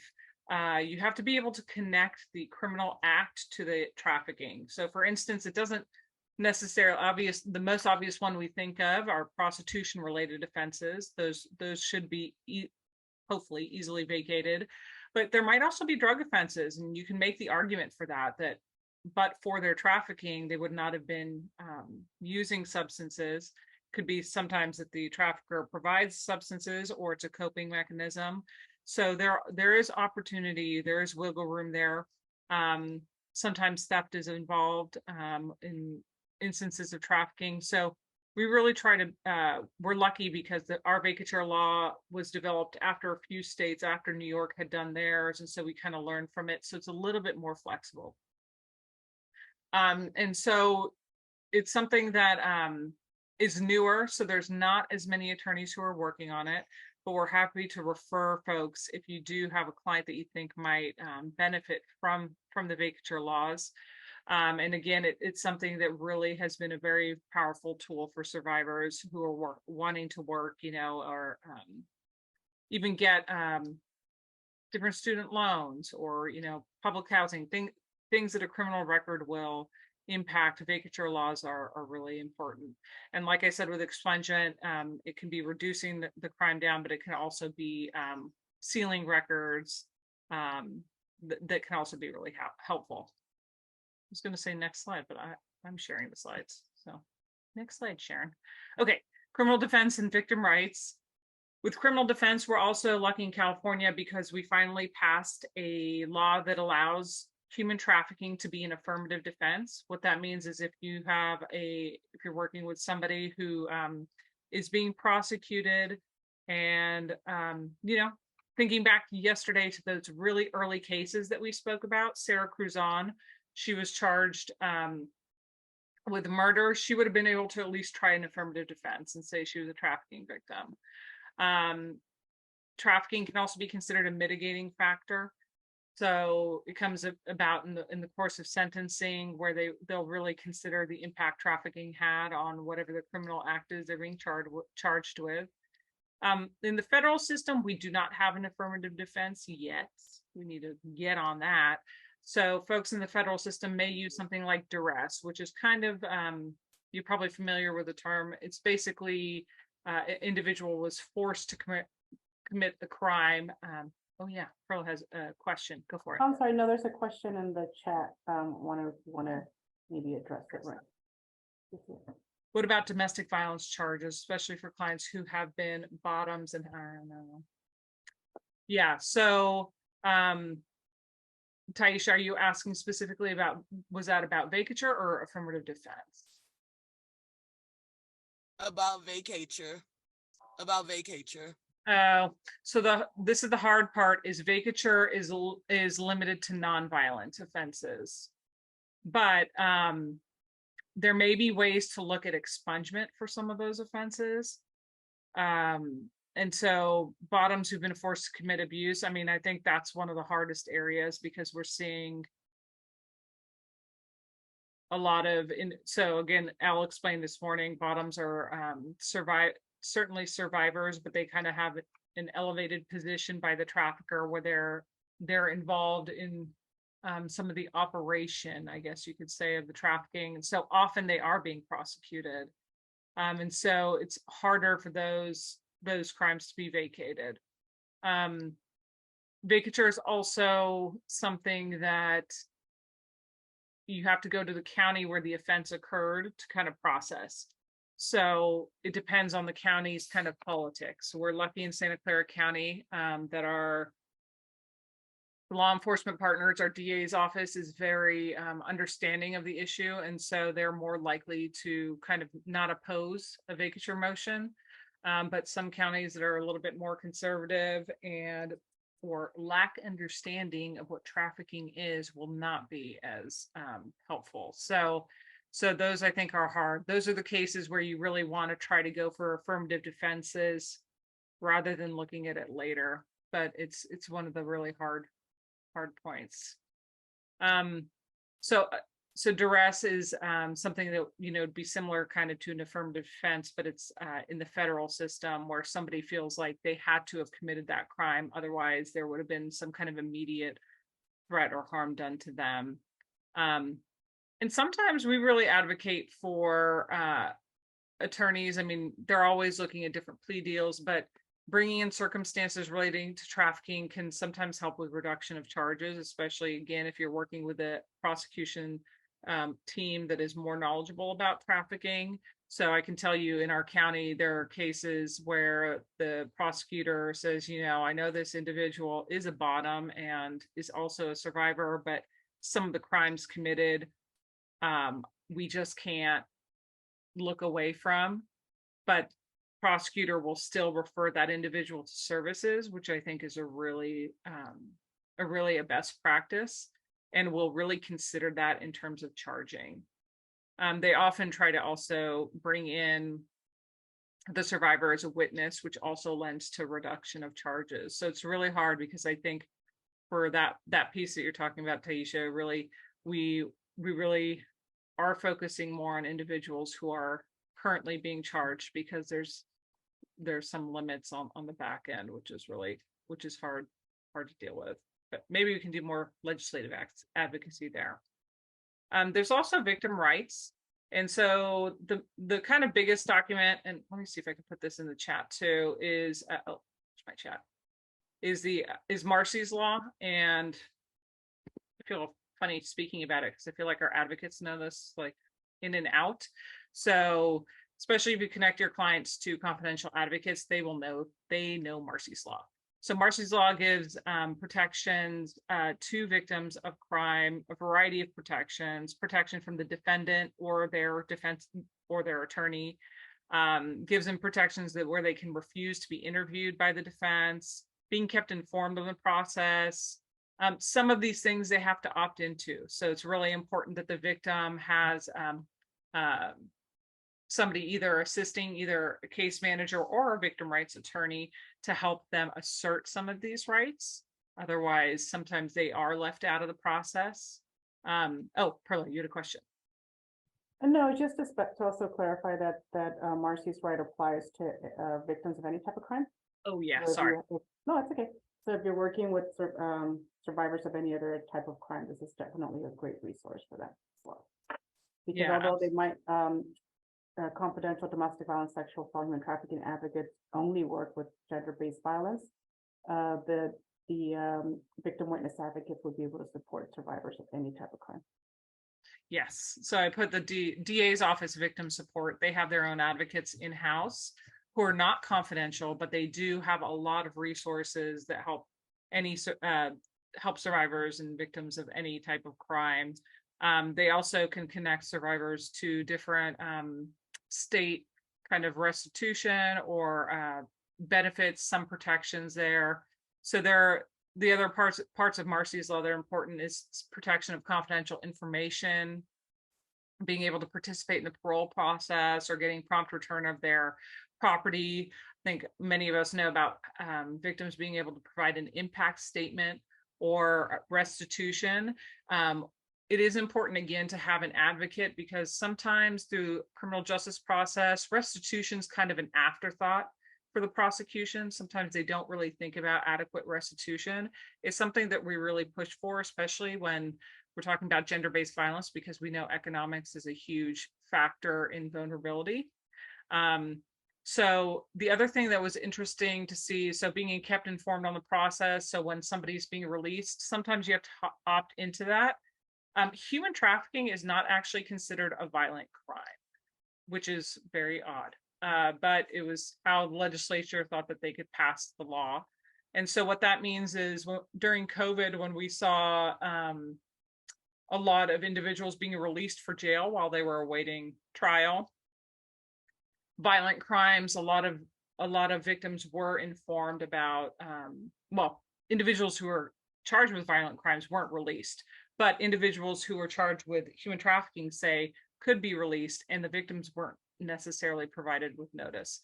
Now, if they have advocates, they can proactively kind of find out that kind of information, which is extremely important when you know that traffickers really, operate on those power dynamics. So that's kind of a nutshell. You can find more in-depth pieces about Marcy's Law. I don't know. I did want to mention also is that for individuals, survivors of gender-based violence, there are some extra protections. So they relate to housing, where they can keep information even more confidential.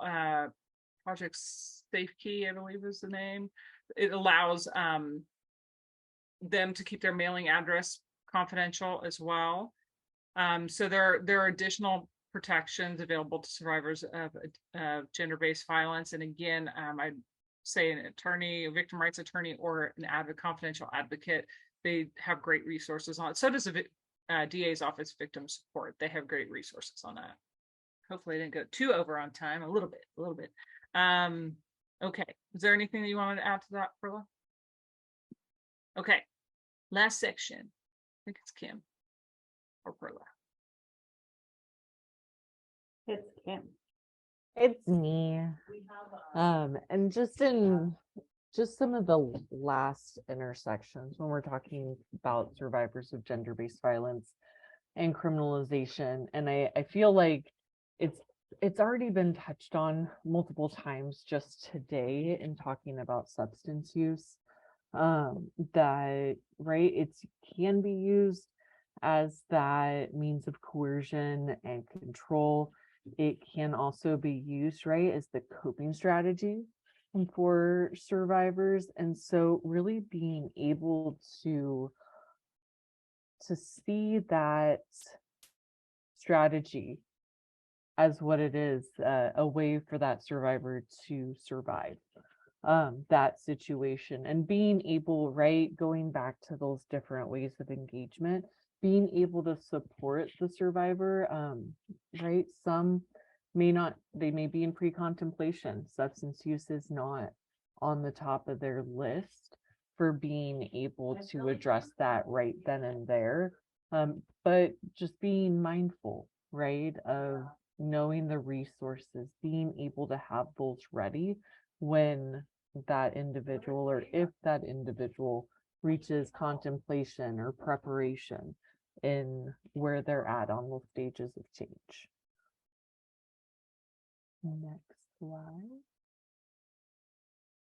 And additionally, right, we always want to talk about mental health as well. I know that currently our mental health systems are impacted with just the impact of COVID on individuals, but ensuring that survivors are able to access the support that they need, whether that is therapy, whether it is psychiatry, a mix of both, whatever that can look like for that survivor. Maybe it's a peer-to-peer support, being able to connect with a advocate, with another survivor, in group work, to be able to have that support. I know that in the work that I've done with youth and young adults that have also been survivors of trafficking, what I've seen is really this complex trauma, right? Where it isn't just the trafficking that they occurred. And please know, when I say just the trafficking, I don't want to minimize the trauma of that experience. But also, right, they may have experienced sexual assault and abuse as a child. Then they may have also viewed family violence. They may have seen gang violence as well, experienced poverty, right? There are all those different traumas that have occurred that have led to really just a lot of support that's needed to be able to work through those, and to be able to identify what are those healthy coping strategies that the individual can use. So I know on this slide, right, it's just listing some of those different symptoms, but really making sure that, going back to kind of our core components, that we're coming with that strength-based view of our survivor to really promote all of the resiliency and all of those protective factors that they're already bringing with them.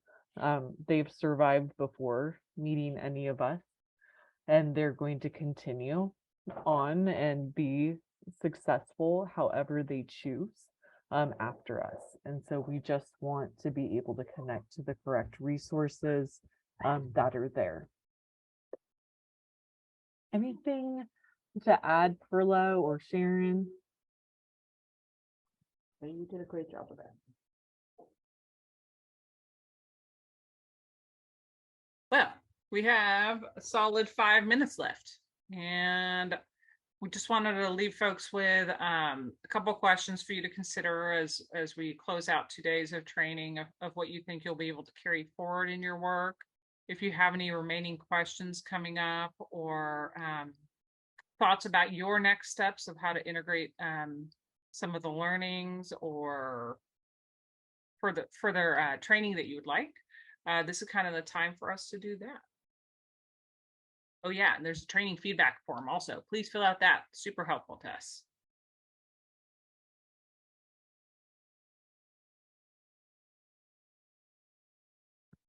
Well, hopefully folks found the 2 days training. Hopefully there were some things that you could take away that you can start actively using in the work you're doing with folks you are serving. I think all of us can put our email addresses, presenters, let's put our email addresses one more time in the chat in case you have follow-up questions. I think Jessica and Ruth, I don't know if they're still here, but they put theirs in earlier. And I can't do two things at once. I'm very good at that. There we go. Okay. Thank you guys for attending. Carla, did you have anything? Ayana has a hand raised. Oh, I have a question. Yay. One parting question about the last slide that had the symptoms related to, yeah, that last slide. So if there, I know that we've talked about there being a spectrum of different survivors, male, female, binary, non-binary, so on. In the symptoms that are reported by survivors, might we see different things if it is a male that's a victim, or if it's a person who is trans, or if it's someone who is anything? I mean, yeah, might the symptoms look different? Yes, that is the short answer. Is yes, right? Because the individual is going to show many different symptoms. In working with some of the male survivors, and I'm going to speak specifically to domestic born youth and young adults that I've worked with. In looking at our male survivors, there may be a lot more anger that is there for the survivor. With some of the trans and non-binary survivors that I have worked with, sometimes the symptoms are around identity, right? There was acceptance from their trafficker or abuser regarding their gender identity. And so being able to really balance how they internally feel and being able to work through that. For example, I had worked with a individual that was non-binary. They preferred to use he, him pronouns. And for that individual, they had experienced trafficking, were also in a unhealthy relationship later on after the trafficking situation had ended. And so for them, that partner really preferred that they presented with more feminine outward appearance. Can I just? Oh yeah, go ahead. Sorry. So this is by any means not an exhaustive list, but it's really, I think, regardless of ethnicity or gender identity, sexual orientation, etc. These are common symptoms that we see of folks that have been exposed to trauma.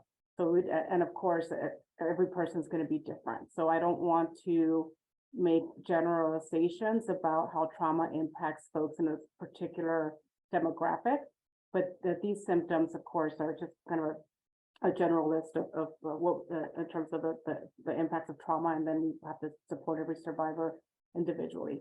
And Kim shared some examples of that. But I don't want to give any wrong impressions that there's certain that trauma impacts certain demographics in specific ways, because I don't think we don't have the research to show that. Thank you for clarifying that, Perla. Yes, any examples that I provide is always specific to the individual. There any other kind of final thoughts or questions?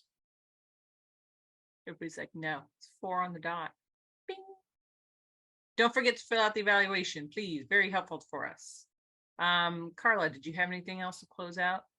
I just wanted to thank you guys so much for this wonderful training, for all the time that you guys took to create this content and to be here today and yesterday as well. For folks, we're going to be sending out the slide decks, and we will also be posting a recording of this on the COC website as well, so folks can access it. So yes, thank you guys so much for being here today. It was wonderful training, and I hope everyone has a great rest of your week.